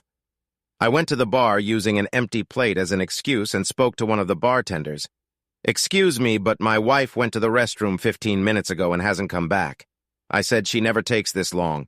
Could you please check on her?" The bartender gave me a doubtful look. Then I got an idea. The wings were spicy and she likes spicy food, but sometimes she has a reaction. Really, I just want to make sure she's okay. "Her name is Linda. Here, let me show you a picture," I said. I put the plate down and showed Linda's picture on my phone. The bartender started to look more concerned when Dee suddenly appeared next to me. "She's fine. You don't need to check on her," Dee said in an almost sorry tone. Then she turned to the bartender. "Everything's fine. I'll handle this," she said, putting a $5 bill on the counter. The bartender gave me a strange, sympathetic look as she pocketed the money. "What? Why?" "But she went there with you, right? I was completely lost. Jim, she's not in the restroom. She left the club." Dee said. It felt like a punch to my stomach. "Left? Without me? Why? What's wrong? Why didn't she tell me? Where did she go? Is she safe?" I asked. I still didn't get it. "Let's go somewhere quiet," Dee said. She led me to a dark corner at the end of the bar. It was quieter there. She looked me in the eye. "Jim, Linda loves you. She loves you and the kids more than anything. But she's spending tonight with Mark," she said. I stood there, shocked as my world fell apart. Images of Linda in her blue dress at dinner at the club and with Mark flashed in my mind. My anger grew. Just then, Linda joined me. She looked pale while I felt hot with shame. She shook her head. "Jim, this isn't real," she said. "I would never hurt you like that." "Someone thinks you would," I said. "I saw your look in that scenario. It was the same as in the portrait." "But sweetheart, this isn't real," she said. "Let's go back and see what else is going on, okay? Please?" I glanced at the glass in the alcove before nodding. We stepped back in. It seemed the scenario had kept going even without us. "Jim, Linda loves you. It's just one night, one experience. Think about all the years and the love you two have. It doesn't have to be a big deal. I know she'll come home to you, and in time you'll be fine," Dee said gently but firmly. It took everything in me not to grab her and shake her for what she was saying. She must be out of her mind. "So if Mark had picked you, you would have done the same?" I asked. "Yes, I would," she said, throwing the words at me. "Does Dave know?" I asked. "No, and he doesn't need to." "It won't happen," she said softly. Maybe I should tell him, I said. Jim, please don't. I know you're hurting, but that won't help. Come back to the table. Let us distract you for a while. You haven't danced with me all night, she said with a smile. I wanted to dance with my wife, but thanks to Mark and her, that's not going to happen. And now I can't spend the night with her either, I said. I turned away from her and walked back to the table. The talk stopped as soon as I got to the table. From the looks on their faces, it was clear they knew. My so-called friends knew my wife and Mark were together right now. I wanted to scream. I wanted to break something. I wanted to find Mark and hit him. Jim, are you okay? Dave asked as he sat Dee down. I wanted to tell him what Dee had said, but I couldn't. Maybe I'm still too nice. It depends on what you mean by okay, I said. There were a few awkward laughs. Come on, it was a bad thing to do, but you and Linda won't break up over this, right? You're not going to divorce her? Dave asked. Why shouldn't I replied, my voice cold. Everyone at the table gasped. Why are you all shocked? I asked. We all agreed long ago that cheating is unforgivable. Once it happens, it's over. But Jim, it's Mark Lavalier, Dee said. So what? I don't care who it is. If she's with someone else, it's done, I said angrily. I looked at Dave. What if Dee left with some guy for the night? Would you be okay with that? Dave's face turned red. He glanced at his wife, who was now staring at the floor. Jim, think about your kids. You love them, and they need you. Think of them before you decide, Jane said. Her kids in mind were best friends. You mean like my wife is thinking about them now? I retorted. Well, that's why you got a babysitter, right? Dee tried to joke, but it didn't land well. Come on, Jim, it's just one night. She'll never get this chance again. You wouldn't divorce Linda over one night, Dee added. Why not? I glared at her. An uncomfortable silence followed. Jim, think of it this way, Jane said softly. If a famous model was here and wanted to dance with you and spend the night, wouldn't you be tempted? Could you honestly say no? Her pleading eyes were usually convincing, but not now. I stood up and looked at Jane. I might be tempted, but I'd say no, I said firmly. I have a wife and I wouldn't want to hurt her. At least that's what I'd have done before tonight. Another heavy silence fell. I glanced around at my former friends, all siding with my unfaithful wife. I hoped never to see them again. A big bouncer walked up to our table. Is there a problem here, folks? He asked in a deep voice. Yes, there is, I said. I took out a $20 bill and placed it on the table. Don't worry, I'm leaving, I said, raising one hand. He nodded as I turned back to the others. That covers my tab. You can cover the bill for the woman I came with, too. Then I walked out of the club. Linda pulled me out of the alcove. She looked shocked. I felt betrayed, humiliated, and angry. I couldn't believe the woman I married would even think of doing what I saw. Did I even know her? Had she done this before? You called me a slut, she cried. And you said you'd divorce me. Would you really do that over one night? I looked hard at her before answering. Yes, I would. I said, one and done. You know how I feel about cheating. We've talked about it enough. I can't believe you do this. But Jim, it's not real, she cried. It's just one outcome. Let's look at the others. Maybe something different happens. I looked at the other alcoves. Did I really want to see? No, but another part of me said I had to. We went through the other 7 alcoves. They were mostly the same with minor changes. In almost every scenario, Linda left with that guy. In almost every one, we ended up divorced. Our family broken, friendships ruined. Our parents were in pain and our kids cried when they learned we couldn't live together anymore. I noticed in each scenario Lavalier approached Linda. She always went to dance with him. I always felt shocked and humiliated. Our so-called friends always acted like it was no big deal. But it was a big deal, at least to me. When we finished all 8 scenarios, we were both shaken. I looked at Linda, not recognizing who she was anymore. I couldn't believe she would publicly humiliate me. Linda must have seen my expression because she hugged me and cried on my shoulder. Please, Jim, believe me. I would never do something like that to you, she said through her tears. I feel like I don't know you, I said. Right now I feel the same about you. She replied, oh my God, what are we going to do? Move forward, addressed to you, said, coming up to us. What happens next is up to you. Each of you has a choice to make. Choose wisely. And Jim, to answer your question, no. Linda has never done anything like this before. That's one reason I gave you a warning. She turned to leave, and we followed her downstairs. Remember, the future is in your hands. she said as she reached the front door. Dr. A, I said as she opened the door. What kind of gallery is this? It's a gallery of cheaters, she said throughout the ages. Men and women of all kinds destined to spend eternity on these walls. You don't want to end up there, trust me.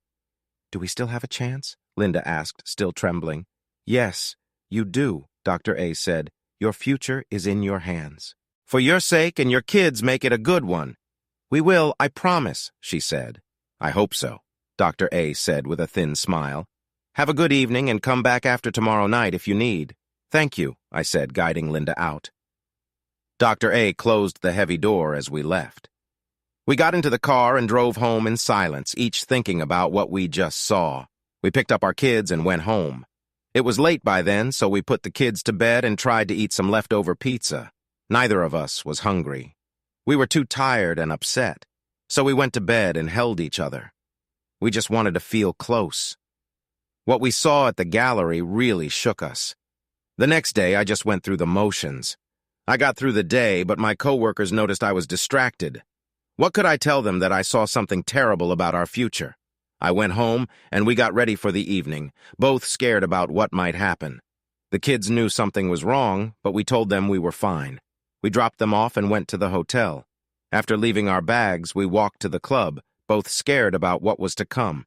We tried to act calm, but our friends noticed something was off. Dave took me aside.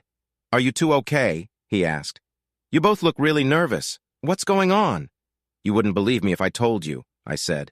Just try to relax and enjoy the evening, he said. I'm trying, I replied. Others also noticed, but we couldn't explain. I tried to ease the tension by telling Linda how nice she looked. You look amazing in that new dress, I whispered. You're the most beautiful woman here as always. Oh, you, she said nervously. She leaned close to me. I could feel her shaking and knew she was as nervous as I was. You know how to cheer me up. We aren't great dancers, but we did it for fun and to enjoy each other's company. I danced with the love of my life, taking breaks for snacks and drinks. I went to get more wings, and when I came back, Dave was asking Linda to dance. I heard her answer and knew a big moment was coming soon. Her voice shook, and I knew she felt the same. I'd love to, Dave, but I want to make tonight special for Jim and me. I'm only dancing with him tonight, she said. I felt proud. I handed out the wings and whispered that we should leave. She promised a fun night later and put me off. Then it happened, just like at Dr. A's gallery. A few minutes later, the band took a break. In the quiet, we heard loud laughter from another table. We turned to look. Isn't that Marc Lavalier? Phil asked, leaning to see. It is, Dee said excitedly. Marc Lavalier was a star on our city's football team. He lived here year-round. He was known for being a good guy and doing lots of good in the community. Mark became the main topic of conversation. The guys talked about his football skills and the women praised his kindness. He's also really handsome, Dee added. Linda and I knew who he was, but we were only interested in each other right then. We let the conversation wash over us, holding hands under the table. Hey, you two get a room, Dee teased. Linda and I looked at each other. We hadn't even been kissing, just feeding each other wings. We'd already gotten a room anyway. The band starting again saved us from more teasing. Want to dance here or go upstairs? I whispered to Linda. Before she could reply, Jane interrupted. Look, he's coming this way, she exclaimed. Sure enough, Lavalier left his table and headed for ours. The women at our table got excited. 4 of them tried to look pretty, hoping he'd choose them. It was a bit embarrassing. If you think a woman can't show off while she's sitting, think again. Linda looked down and held my hand tighter. Hi, I'm Mark. Would you like to dance? He asked. He stood behind Linda's left shoulder, holding out his hand. For a moment, time seemed frozen. Then it happened. I saw the look on her face. I saw her reach out and take his big hand, starting to stand up. I knew I had to act. I stood quickly and spoke up. The lady is with me and her dance card is full, I said. Mark looked surprised, like I was a bug to be stepped on. Linda turned to me, shocked. I looked back at her. Isn't that right, dear? I asked firmly. Her face changed, like waking up from a dream. Her eyes grew wide as she looked at me. She quickly pulled her hand away from Mark like she had touched something hot. Mark looked surprised. My husband is right, she said to him. I'm flattered, but I promised him all my dances.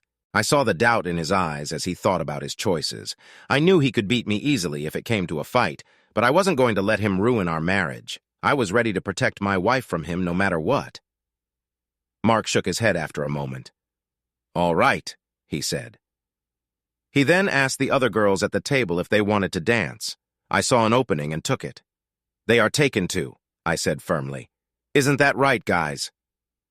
I turned to the other men, hoping they would understand. One by one, they stood up with me. "That's right," Dave said. The others nodded. The girls were surprised. It seemed like they were not used to their husbands standing up for them.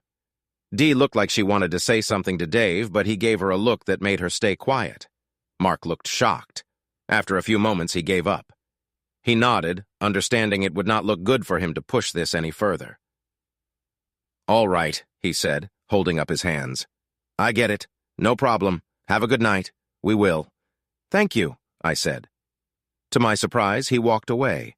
He headed to another table of women. "Do you know who you just turned away?" Dee asked, annoyed. "Yes," Linda said.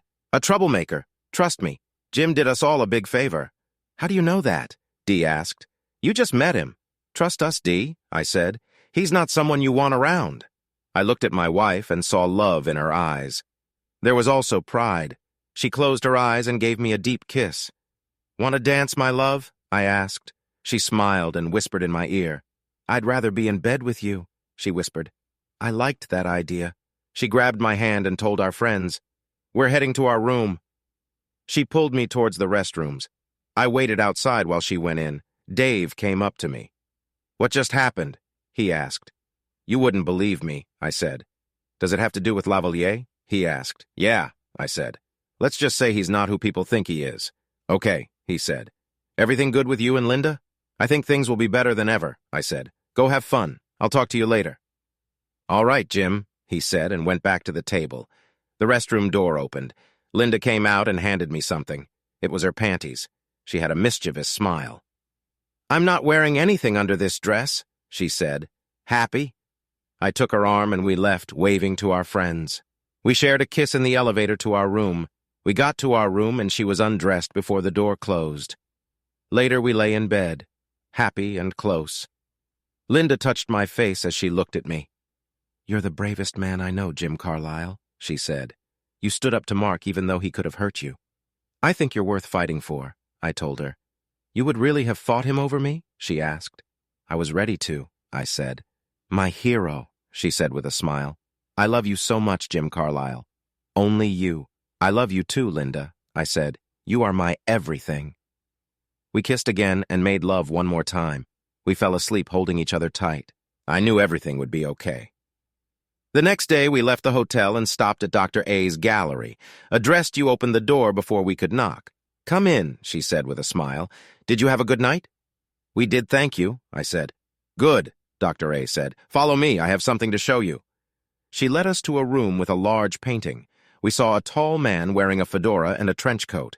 "This is Max," Dr. A said. We shook hands and addressed he as stood next to the covered painting. "Thanks to you three, I need to add a new section to the gallery," she said. "Is that a bad thing?" I asked. She laughed. "I usually deal with revenge," she said. "Happy endings are rare here." "Well, you know the saying," Max said. "Living well is the best revenge." "Impressive knowledge, Max," Dr. A said with a smile. "We'll have to talk more about this sometime. First, I think our guests deserve to see their new picture." She lifted the cover and we saw a photo of us in bed, covered, looking into each other's eyes. "What happened to the other picture?" Linda asked. "It changed," Dr. A said. "Do you like it?" "Yes," Linda and I said together. "So what happens to Lavalier?" I asked.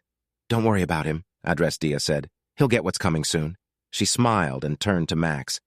"Sweetheart, could you hang this in the new section?" she asked. "Of course, my love," he said with a smile. "Your wish is my command." As we watched, he took the picture and left the room. Address Dia turned back to us. She winked and spoke in an over-the-top voice.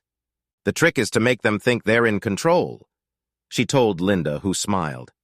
"I'm really happy things worked out for you," she said after a moment. "You both chose well. Now go, live, love, and have a happy life. And remember, The doctor is watching." She pointed 2 fingers at her eyes, then at us. We got the message. "One last thing," she said as we went to the front door. "What's that?" Linda asked. "Congratulations," Address Dia said. "For what?" I asked. "You'll know soon enough," she said with a smile. Linda and I looked at each other confused. Address Dia closed the door and we left, wondering what she meant. A few weeks later, I came home to find Linda waiting for me at the door. She was wearing a big smile. I could get used to this. I said, "Where are the kids? They're staying with my parents for the night." She said, "I have good news for you." "What's that?" I asked. "You're going to be a daddy again," she said. I took her in my arms and kissed her. That was the best news I had heard in a long time. It must have happened at the hotel that night. "Really?" I asked. Was that what Address Dia meant when she congratulated us? How could she know? I pushed that thought aside and enjoyed the moment with my wife. Yes, things were going well. The next day I went to see Address Dia. I wanted to tell her the good news, but when I got to the address, I found an empty lot. I checked the address, but was confused. Where did the house go? I looked around and saw an older man sitting in a rocking chair on his front porch. I walked over to him. "Excuse me, sir." I said, "What happened to the house on that lot?" He looked at me like I was crazy, then looked at the empty lot. "Son, that lot's been empty for a decade, ever since the old Barton place burned down," he said. I turned to look but saw no sign of a house or any buildings. Confused, I thanked the old man and drove home. A few weeks later, we saw a news story. Lavalier had met his downfall. A very angry husband, a veteran with PTSD, went to Lavalier's house. When Lavalier opened the door, the man saw him and his wife there. Enraged, he pulled out a shotgun and shot Lavalier in both knees and aimed a 3rd shot at him. The shot missed mostly, but it was enough to end Lavalier's ways for good. The police arrested the veteran, charging him with assault and attempted murder. He claimed if he wanted Lavalier dead, he would be. Evidence of Lavalier's past came out and the jury felt sorry for the man. He was not guilty of attempted murder, but guilty of assault. The judge considered his PTSD and military service, giving him time served and probation. Lavalier's reputation tanked after that. His football career was over and he lost all his endorsements. He moved west and got a job as a sportscaster at a radio station in Fresno. Later, men whose marriages he had hurt sued him.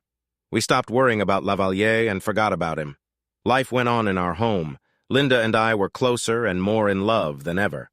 Her pregnancy was going well and we joined Lamaze classes. Tommy and Emma were excited to have a sibling. Linda went into labor around noon on Thanksgiving while we were at her parents' house. Kristen Marie Carlisle was born at 5.30 in the evening, weighing 9 pounds 8.5 ounces. We all agreed she was our special Thanksgiving blessing. Linda beamed as the nurse handed her our newborn. On Christmas, Linda and I sat on the couch watching Tommy and Emma open their gifts. Linda held Kristen, nursing her as the other kids played with their new toys. I looked at the tree with its blinking lights and shiny ornaments. One ornament around Silver Ball caught my eye with a strange reflection. As I watched, 2 figures appeared. It was Address Dia and Max. They smiled, waved, and nodded. I started to wave back, but they vanished. A chill ran up my spine. Linda looked at me worried. "Are you all right?" she asked. "Yeah, I'm fine," I said. "Everything is fine." "Good," she said. "Merry Christmas, sweetheart. I love you." "Merry Christmas to you," I said. "I love you too." We shared a kiss and then looked back at the kids playing with their new toys. I glanced at little Kirsten, snug in her mother's arms. As I watched, it dawned on me. Sure, February can be tough, but it doesn't have to be all bad. Hey, audience, if you like this video and want to keep up with more thrilling stories, make sure to subscribe to Prince Cheating Tales and hit the notification bell. You don't want to miss out on our upcoming adventures. Thanks for watching, and we'll see you in the next wonderful story.